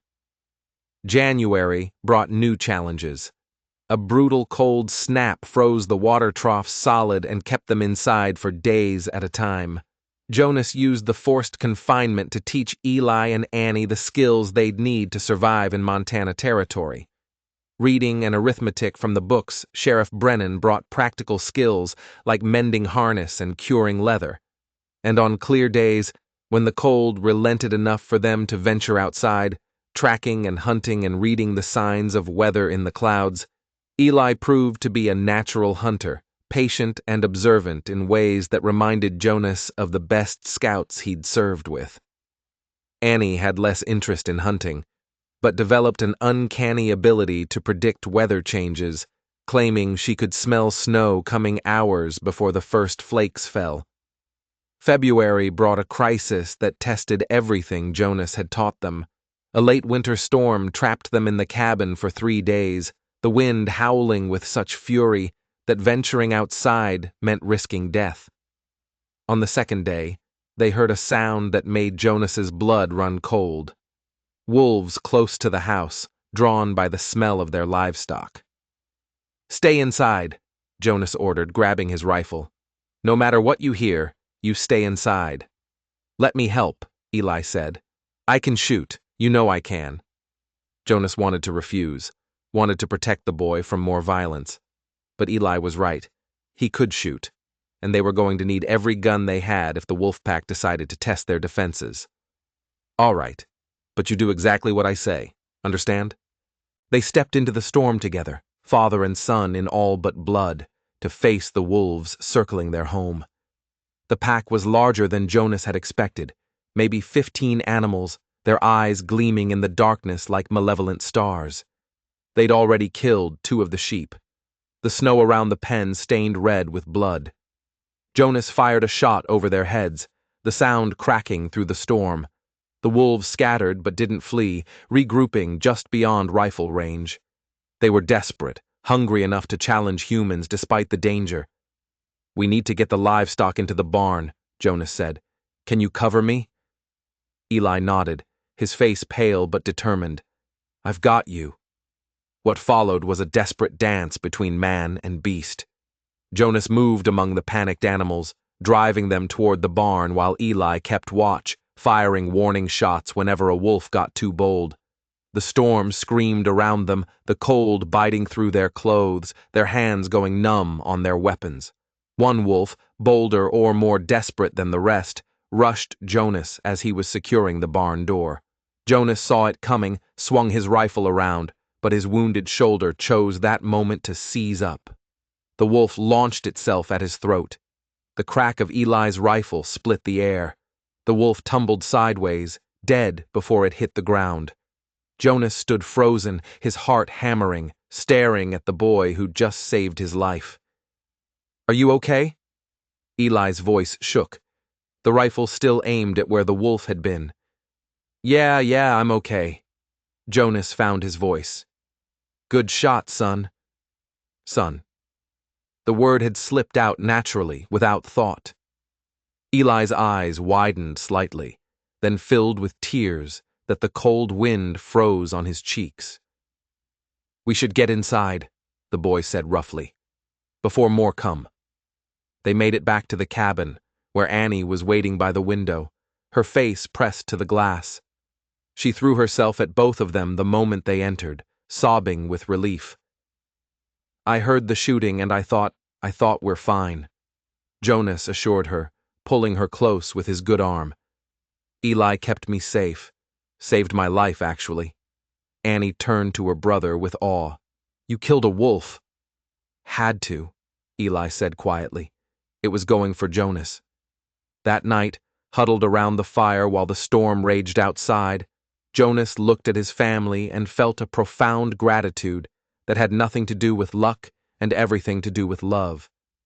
These children had come into his life broken and afraid, and somehow, in the healing of them, he'd been healed too. "Tell us a story," Annie requested her usual request before sleep. A true one, about Ma and Pa. Eli was quiet for a moment, then began to speak. "Paul used to say that the hardest thing in life wasn't surviving hard times, it was staying good through them. He said, 'The world tries to make you hard and bitter, especially out here in Montana territory where everything's a fight. But the real test of a person is whether they can face that hardness and stay kind anyway.'" He sounds like he was a wise man. Jonas said he was. And Ma, she used to sing while she worked. Even when things were tough, crops failing or money tight, she'd sing. Said music was how you reminded yourself that beauty still existed even when everything felt ugly. Eli's voice dropped to barely a whisper. "I can't remember the tune anymore. It's only been 6 months and I can't remember how her voice sounded." Jonas understood that fear, the terror of forgetting the people you'd loved. "Tell me about the song. What were the words?" Slowly, haltingly, Eli recited the lyrics to a hymn about grace and redemption. As he spoke, Jonas recognized it, a song his own mother had sung in their little church in Pennsylvania a lifetime ago. He began to hum the melody, finding the tune from memory. Eli's face transformed. "That's it. That's the song." Annie sat up excitedly. "Sing it, both of you." So Jonas sang, his voice rough and unpracticed, while Eli joined in on the chorus. Annie listened with shining eyes, and when they finished, she applauded like they'd just performed in a grand concert hall. "Teach me," she demanded. "I want to learn Ma's song." They spent the rest of the evening singing that hymn over and over until all three of them knew every word, every note. And in the singing, something shifted. The past wasn't forgotten. It couldn't be, shouldn't be, but it became part of their present in a way that felt less like loss and more like connection. March brought the first hints of spring, and with it, a visitor that Jonas hadn't expected.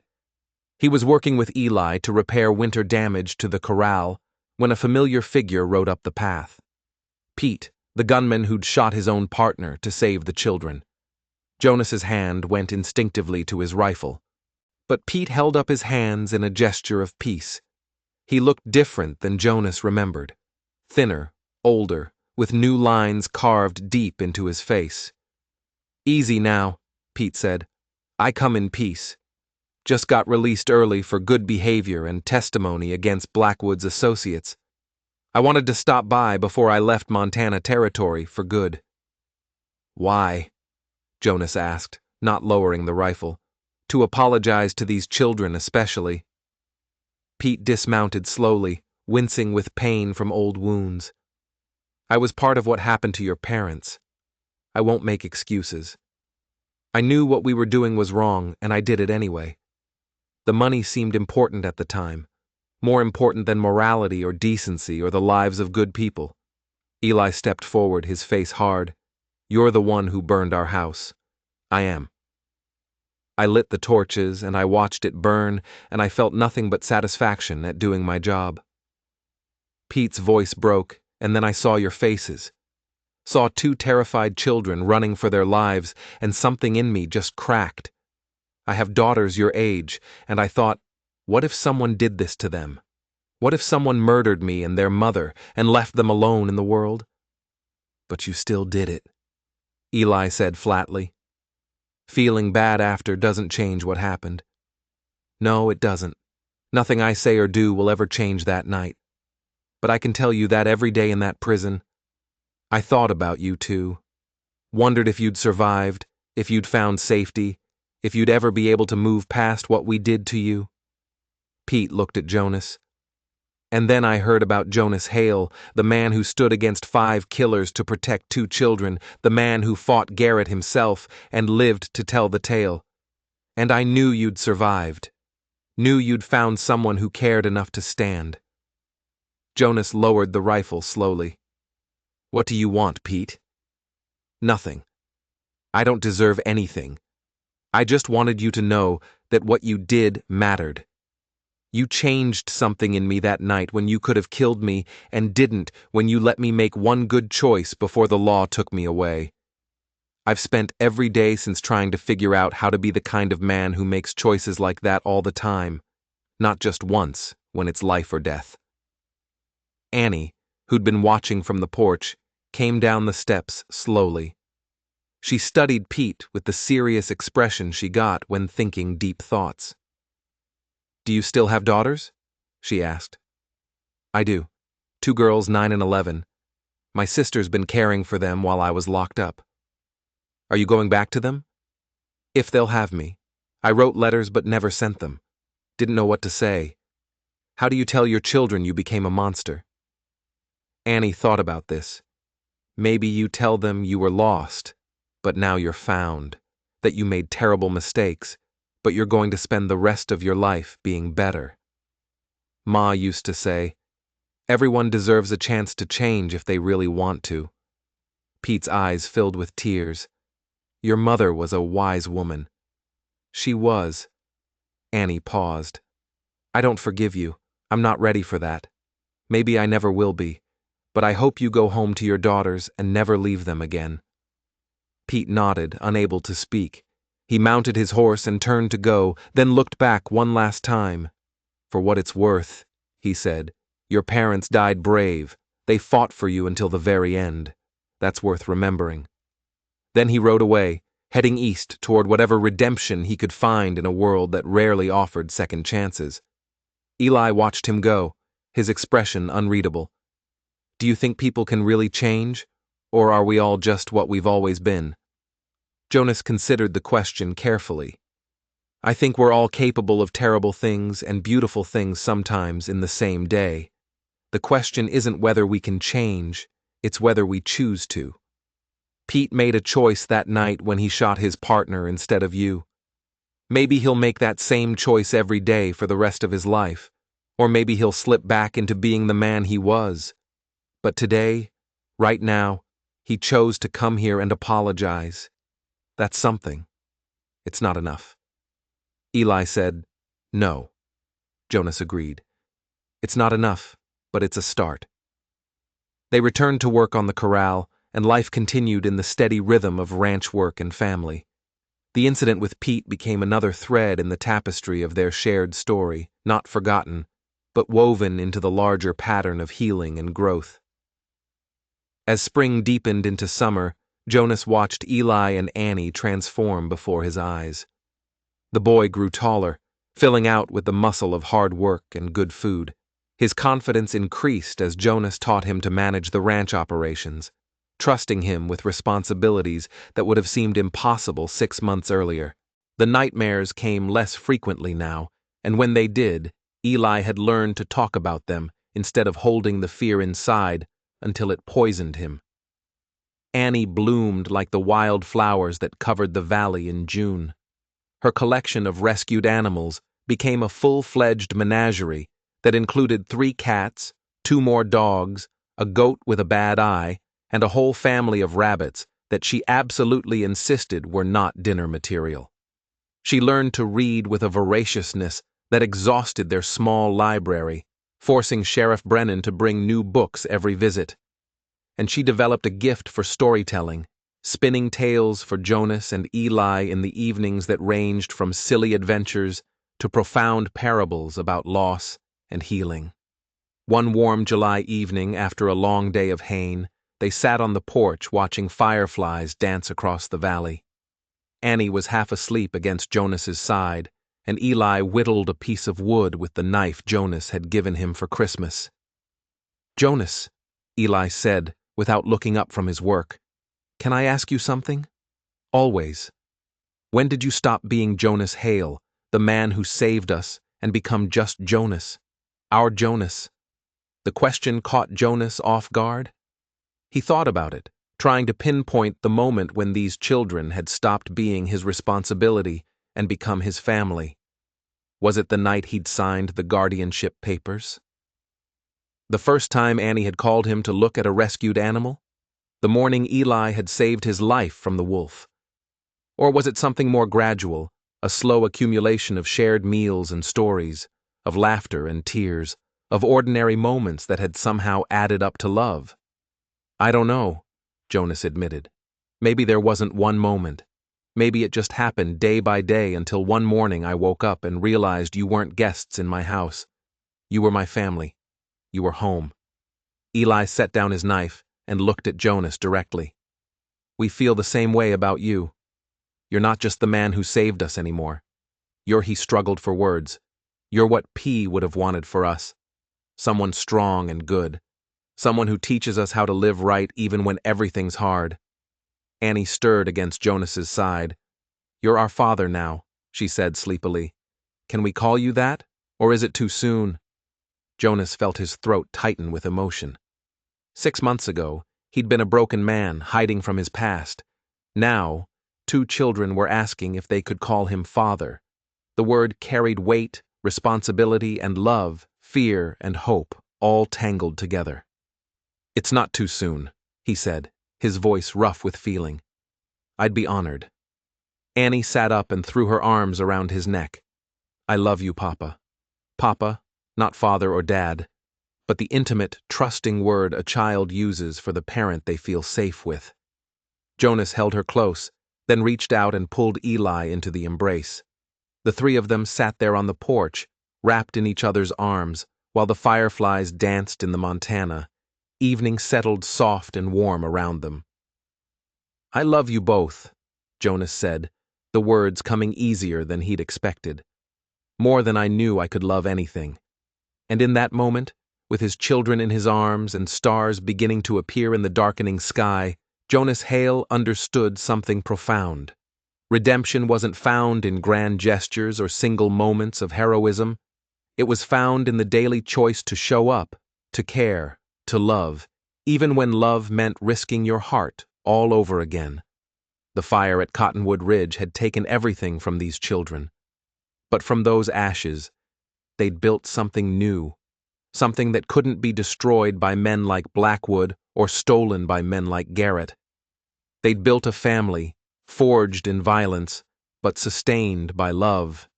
And that was worth every flame, every drop of blood, every nightmare that still occasionally woke Jonas in the darkest hours. He'd stood between evil and innocence, and somehow, miraculously, they'd all survived. More than survived. They'd healed each other, saved each other, become each other's reason for facing tomorrow. The past would always be there, a shadow they couldn't escape. But shadows only existed because there was light to cast them. And looking at his children, his son and daughter, Jonas saw nothing but light and possibility and hope for a future none of them could have imagined 6 months ago. Summer faded into fall, and life continued in its beautiful, ordinary way. They harvested hay and prepared for another winter.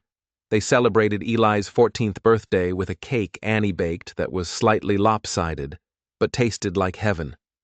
They mourned quietly on the anniversary of John and Sarah Henderson's deaths, honoring their memory with stories and tears and the certain knowledge that they were missed. And through it all, Jonas Hale learned what it meant to be a father. Not through blood, but through choice. Through standing up when it mattered. Through showing two broken children that love could survive even the darkest night. Through proving that sometimes the family you choose matters more than the family you were born to.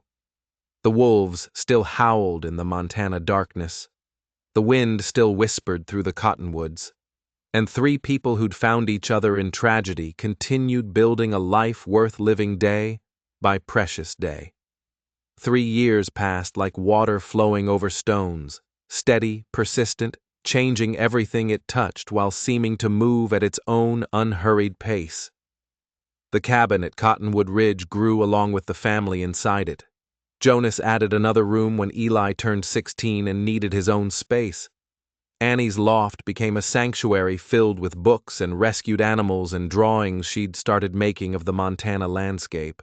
The property itself transformed from a simple homestead into a thriving ranch with cattle grazing the lower pastures and horses that Eli trained with a patience and skill that would have made his father proud. But it was the spring of 1878 that brought the reckoning Jonas had been both expecting and dreading. He was mending fence with Eli when Sheriff Brennan rode up, accompanied by 2 men Jonas didn't recognize. One was elderly with silver hair and expensive clothes that marked him as someone from back east. The other was younger, maybe 30, with a lawyer's careful eyes and a leather satchel clutched against his chest. "Jonas," Brennan called out, his tone apologetic. "Got some folks here need to speak with you and the children. Official business." Jonas felt his gut tighten. Official business was rarely good news. He and Eli walked back to the house where Annie was hanging laundry, her movements graceful and efficient. At 15, she'd grown into a young woman who bore striking resemblance to the mother she'd lost, though Jonas only knew this from the photograph that sat on the mantel, the one item salvaged from the Henderson home. They gathered in the main room, the tension thick enough to cut. The older man introduced himself as Harold Peaton, attorney from Philadelphia. The younger was his associate, Marcus Webb. "Mr. Hale," Peaton began, his voice carrying the culture tones of Eastern education. "We represent the estate of Samuel Henderson, late of Pittsburgh, Pennsylvania. He was the father of one John Henderson, who I believe was married to Sarah Matthews and had 2 children, Eli and Annie."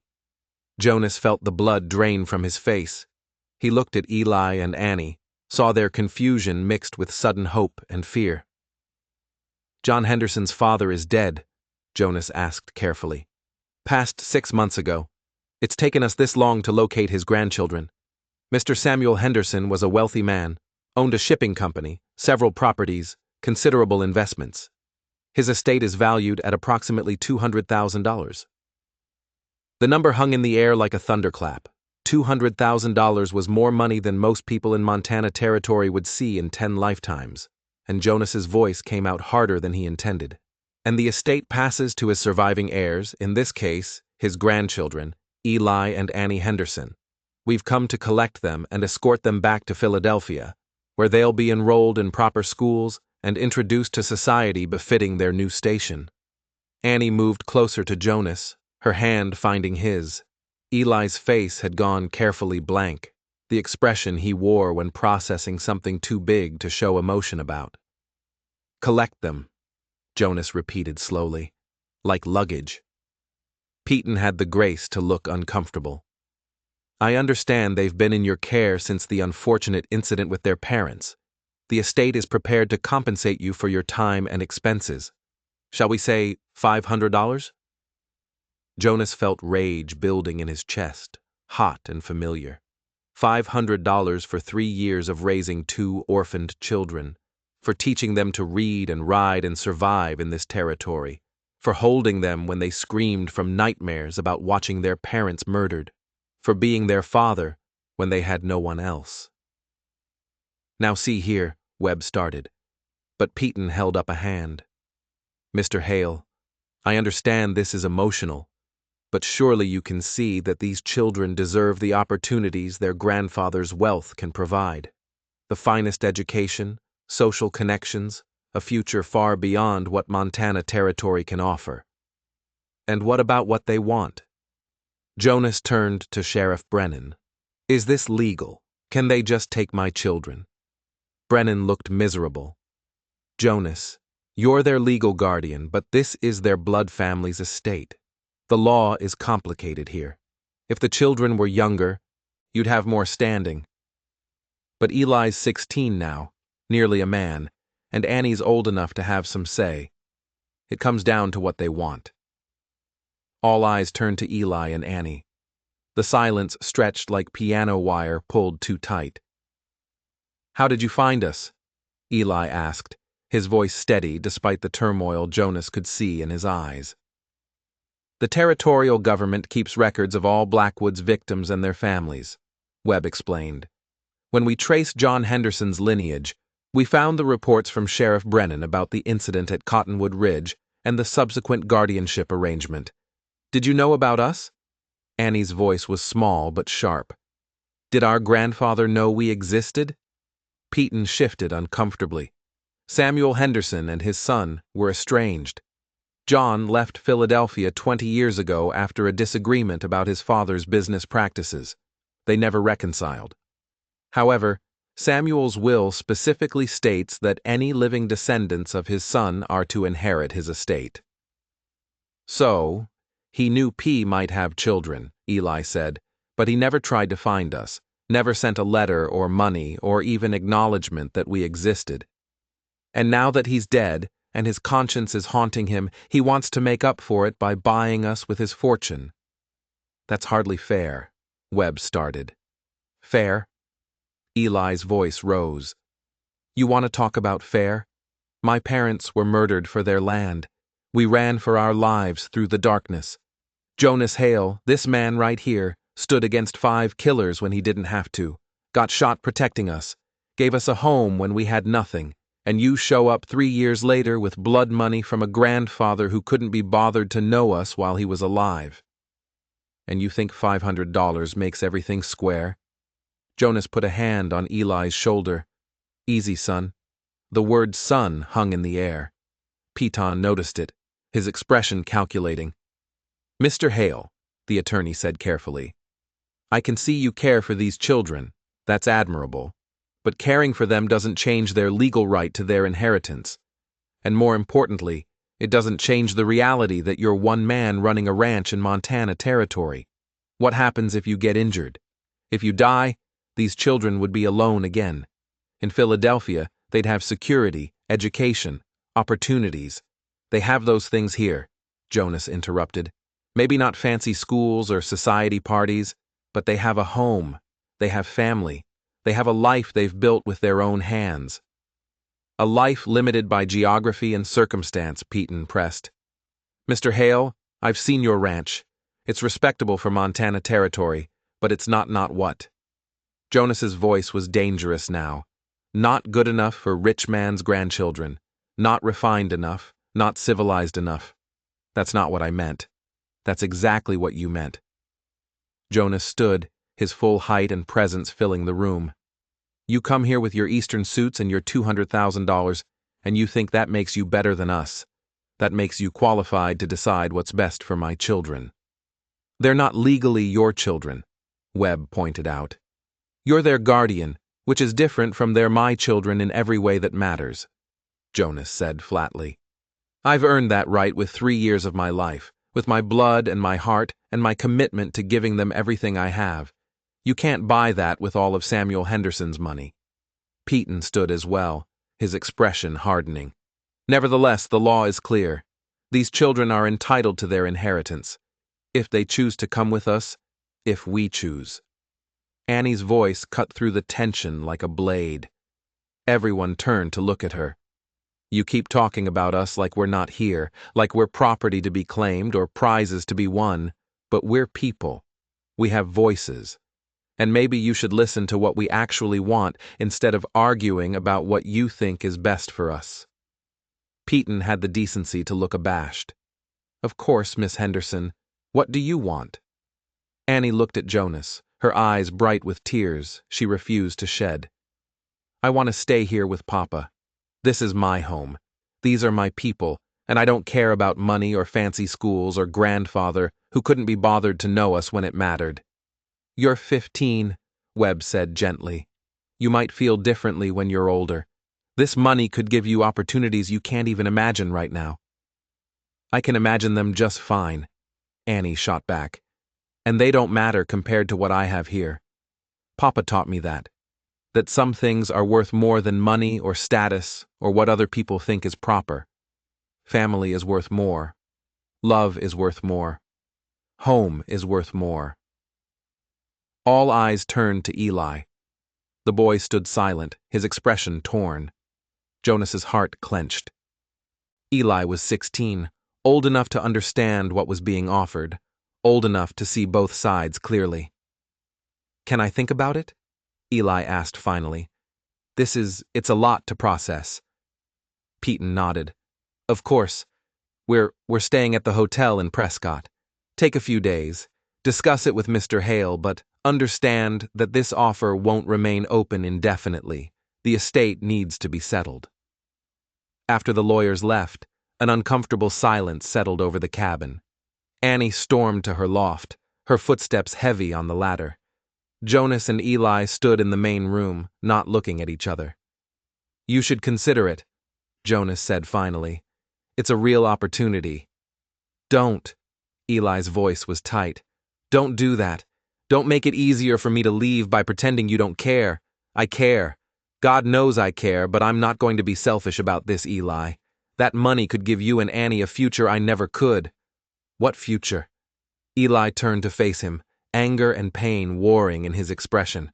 A future where I wear fancy suits and pretend to be someone I'm not. Where I forget where I came from and who raised me. Where I abandon you because some dead grandfather decided to buy my loyalty with his fortune. It's not about loyalty. It's exactly about loyalty. Eli's voice rose. You stood for us when no one else would. You bled for us. You became our father when we needed one most. And now you're telling me to consider abandoning you for money? What kind of lesson is that? Jonas felt his own anger rising to meet Eli's, the kind that puts your future ahead of my feelings. I'm thinking about what's best for you, not what's easiest for me. And what if I get to decide what's best for me? What if I know better than anyone what I need? Eli's hands were shaking. I'm 16 years old. In 2 years, I'll be a legal adult. I can stay here, work this ranch, build a life in Montana territory, or I can go to Philadelphia and become someone I'm not to please people who never cared about me when it mattered. Tell me, Papa, which future do you really think is better? The use of Papa nearly broke Jonas. He sat down heavily, suddenly exhausted. I just don't want you to have regrets, he said quietly. Don't want you looking back in 10 years and resenting me for not pushing you toward opportunities you deserved. Eli sat beside him. The only regret I'd have is leaving you. This ranch, this life, it's hard work, and sometimes it's brutal, but it's real. It's mine. I've earned it with my own sweat and blood. That money, that's someone else's legacy. Someone who didn't care enough about P to reconcile when he was alive. Why would I want to inherit his guilt along with his fortune? They sat in silence for a long moment. Finally, Jonas spoke. What about Annie? She's only 15. She deserves better than then what? Than being raised by a man who loves her? Than having a home where she's safe and valued? Than living in a place where she can rescue every injured animal she finds and no one tells her it's improper for a young lady? Eli shook his head. Annie's already decided. You heard her and I have too. We're staying. This is our home. You're our father. Money doesn't change that. Jonas felt tears burning his eyes. You're sure? I've never been more sure of anything in my life. The next morning, Jonas and the children rode into Prescott together. They found Peyton and Webb at the hotel preparing documents at a corner table. We've made our decision, Eli said without preamble. We're declining the inheritance. Peyton's eyebrows rose. All of it? Young man? Do you understand what you're refusing? $200,000 could make us rich but not happy. Eli interrupted. Could give us opportunities, but take away the life we've built. Could make us into different people than the ones our parents raised us to be. He glanced at Jonas. Our real father, the one who stood between us and death. He taught us that some things matter more than money. Family matters more. Love matters more. Home matters more. Miss Henderson. Webb looked at Annie.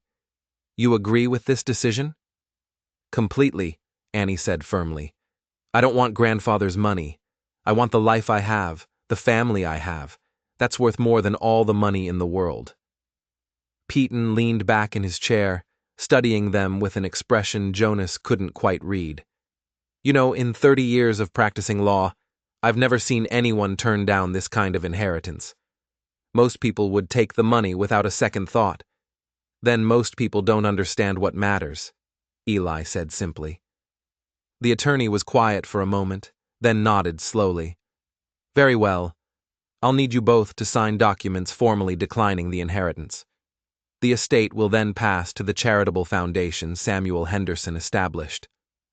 But I should tell you there's a provision in the will I didn't mention yesterday. Jonas tensed. What provision? If the grandchildren declined the inheritance, Samuel Henderson wanted them to know he was proud of them. He wrote a letter to be delivered only under these circumstances. Peyton pulled an envelope from his satchel. He predicted you might refuse the money.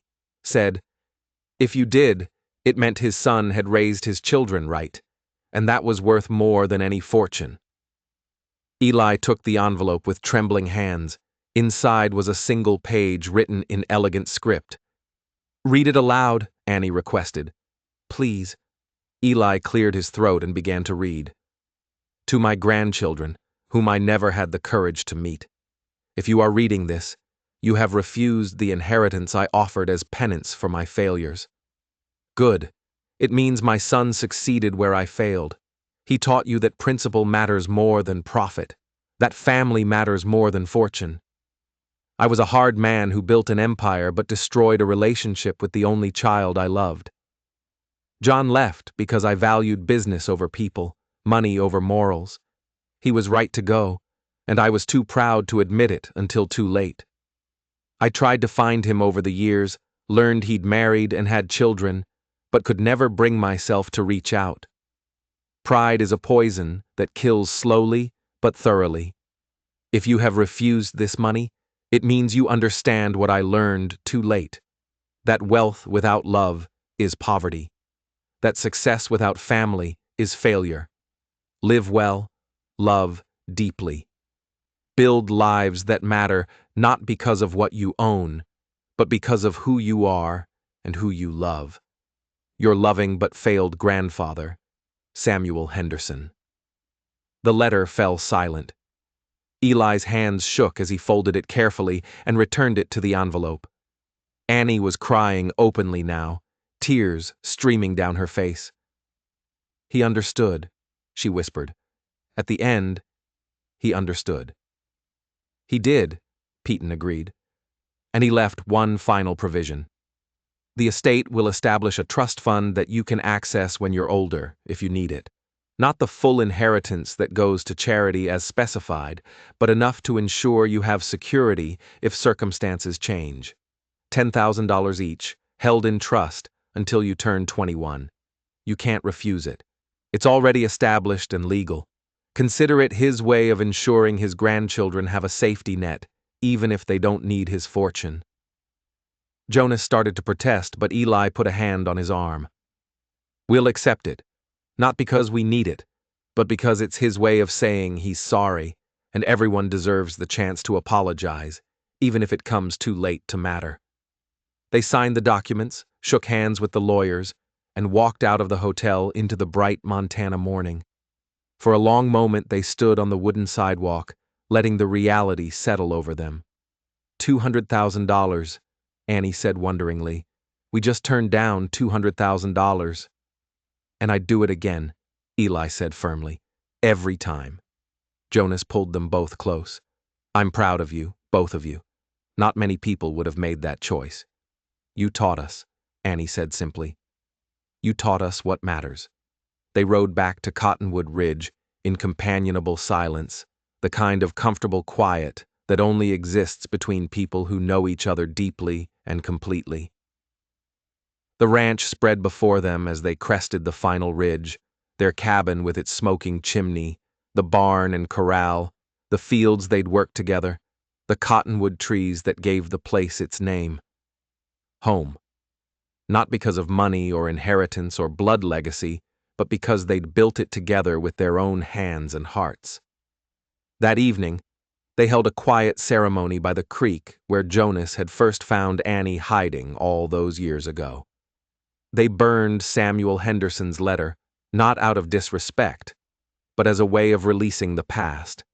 The old man's words had been important, his apology meaningful, but they didn't define who Eli and Annie were or would become. Tama and Pa, Eli said, holding Annie's hand as they watched the paper curl and blacken in the small fire. You raised us right. You taught us what matters, and we're going to keep living by those lessons every day of our lives. To family, Annie added, looking at Jonas with eyes full of love. The family we were born to and the family we found both matter. Both made us who we are. Jonas watched the flames consume the letter, feeling a profound sense of peace settle over him. 3 years ago, a bleeding boy had collapsed on his porch and changed everything.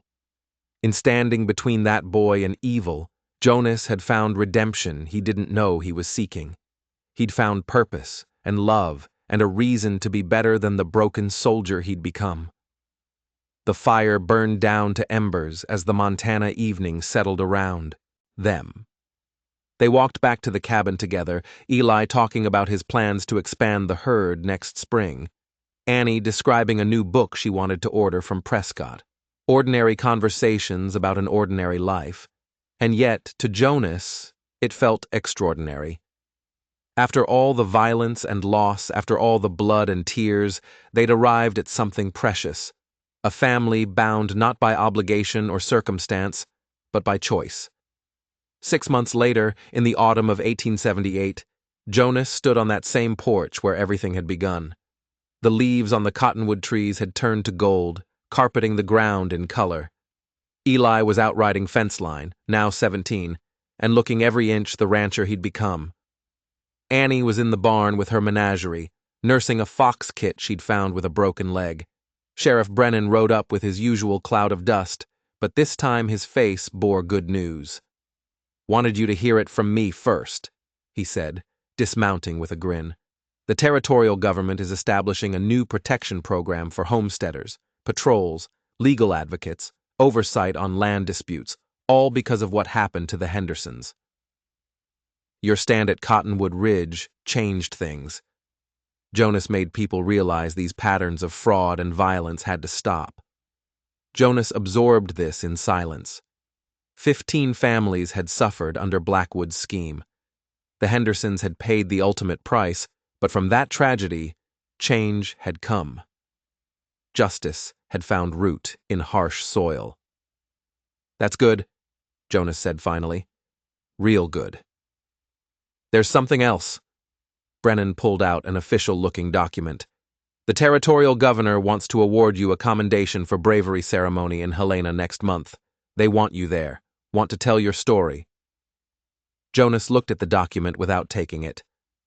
I don't need a commendation, Tom. I did what any decent man would do. That's exactly why you deserve it. Because you don't see what you did as extraordinary. But it was, Jonas. You stood alone against 5 killers. You protected 2 children at the cost of your own safety. You showed people that one man with courage can make a difference. Brennan pressed the document into Jonas's hands. Come to Helena. Let them honor you. Not for your sake, but for all the other men out there who need to see that doing the right thing matters. Jonas thought about refusing. Thought about staying here in his comfortable anonymity, avoiding the spotlight and attention. But then he thought about John Henderson, who'd stood against Blackwood, knowing it might cost everything. About Sarah Henderson, who died protecting her children. About all the other families who'd suffered in silence. All right, he said. I'll come. The ceremony in Helena was bigger than Jonas had expected. The territorial capital was crowded with officials, reporters, and citizens who'd heard the story of Cottonwood Ridge. Jonas stood on a platform in his best clothes, still simple rancher but clean and pressed, while the governor spoke about courage and sacrifice and the Montana spirit. Eli and Annie stood beside him, also dressed in their best. Annie's hand found Jonas's as the governor talked about the night a bleeding boy had knocked on a stranger's door and changed 3 lives forever. Jonas Hale could have turned them away.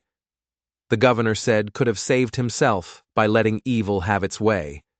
Instead, he stood. He fought. He bled. And in doing so, he saved not just 2 children, but showed us all what Montana Territory should be. A place where good men stand against evil, where family matters more than profit, where courage isn't the absence of fear, but the willingness to act despite it. The crowd applauded. Jonas accepted the commendation, a bronze medal that felt heavy in his palm. But what mattered more was the look in Eli's and Annie's eyes.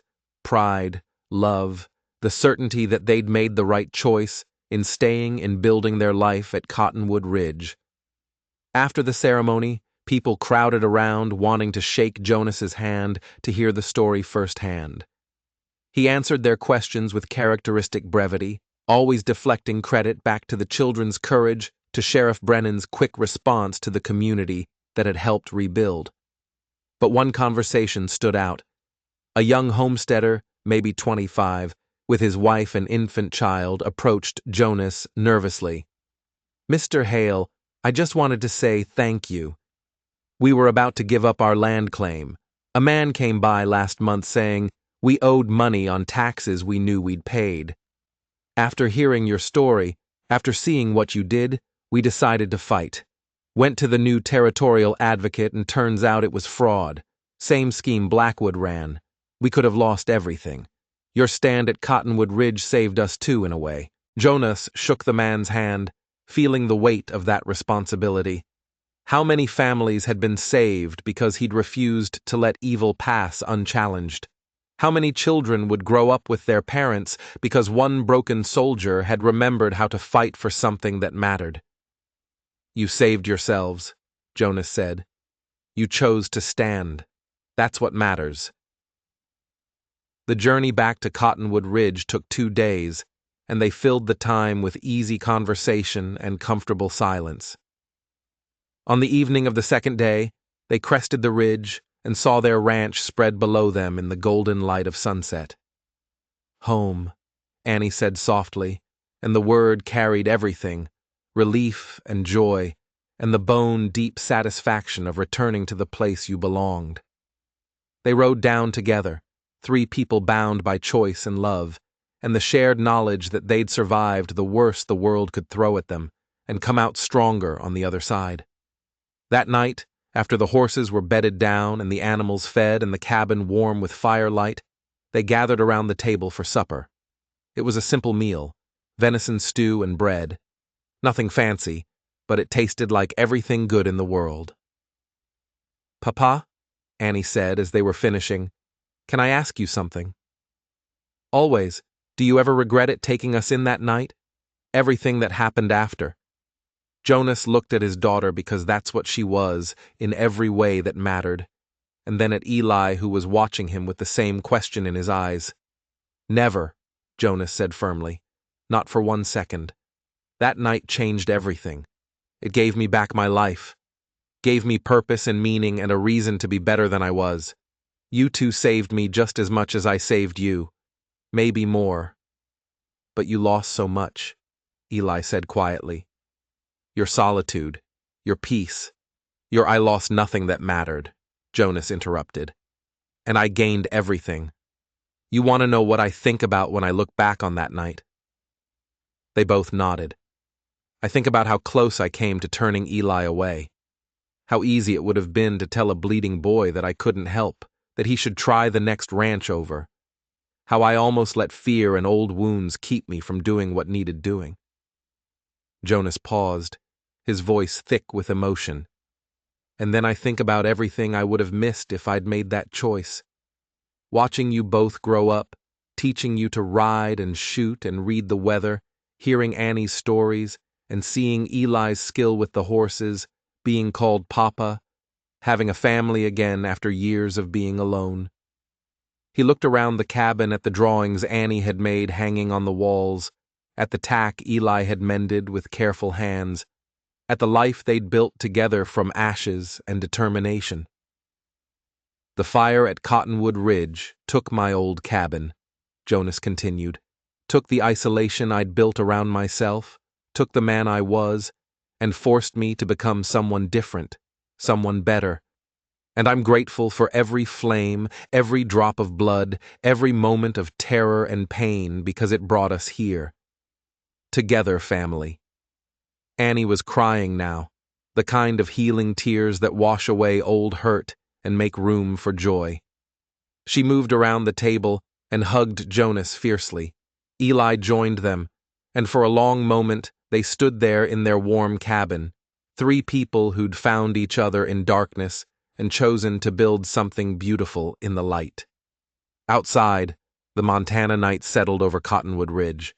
The wind whispered through the cottonwood trees that gave the place its name, carrying stories of courage and sacrifice, of love and redemption, of one man who'd remembered how to stand when standing mattered most.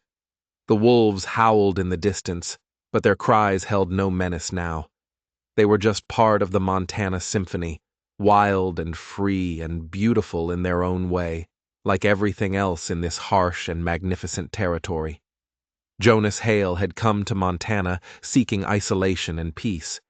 Instead, he'd found violence and terror and a test of everything he believed about himself. He'd been forced to become a killer again, to break the vow he'd made and shed blood he'd sworn never to shed. But from that violence came something precious. Two children who needed someone to stand between them and evil. Two orphans who became his son and daughter. Two lives he'd saved who had in turn saved his own.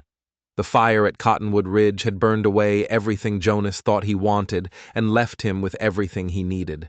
Family, purpose, love, a reason to face each new day, not with dread, but with hope. Years later, when Eli married a young woman from Prescott and Annie became a teacher in the territorial schools, Jonas would stand at their weddings with tears of pride in his eyes. When grandchildren came, children who called him Grandpa and listened wide-eyed to his stories, he would hold them with gentle hands and teach them the same lessons he'd taught their parents.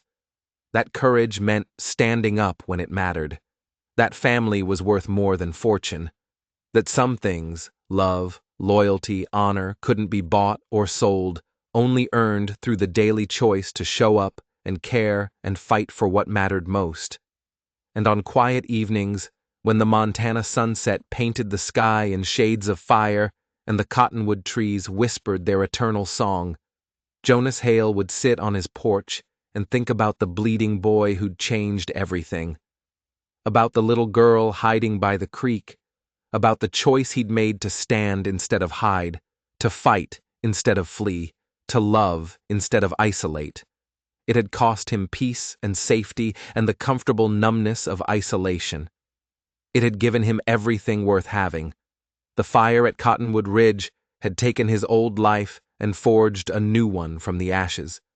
And Jonas Hale, father, protector, the man who'd stood between innocence and evil and somehow survived, wouldn't change a single moment of it. Not for all the peace in the world, Not for all the safety money could buy. Not for anything. Because some things were worth every flame, every drop of blood, every sleepless night haunted by memories of violence. Some things were worth dying for, and some things, like the sound of his children's laughter echoing across the valley, like the warmth of family gathered around a table, like the simple satisfaction of a life lived with purpose and love. Some things were worth living for. Jonas Hale had learned the difference, and in learning it, he'd found redemption for all the ghosts that had haunted him, peace for all the wars he'd fought, and love for all the loneliness he'd endured.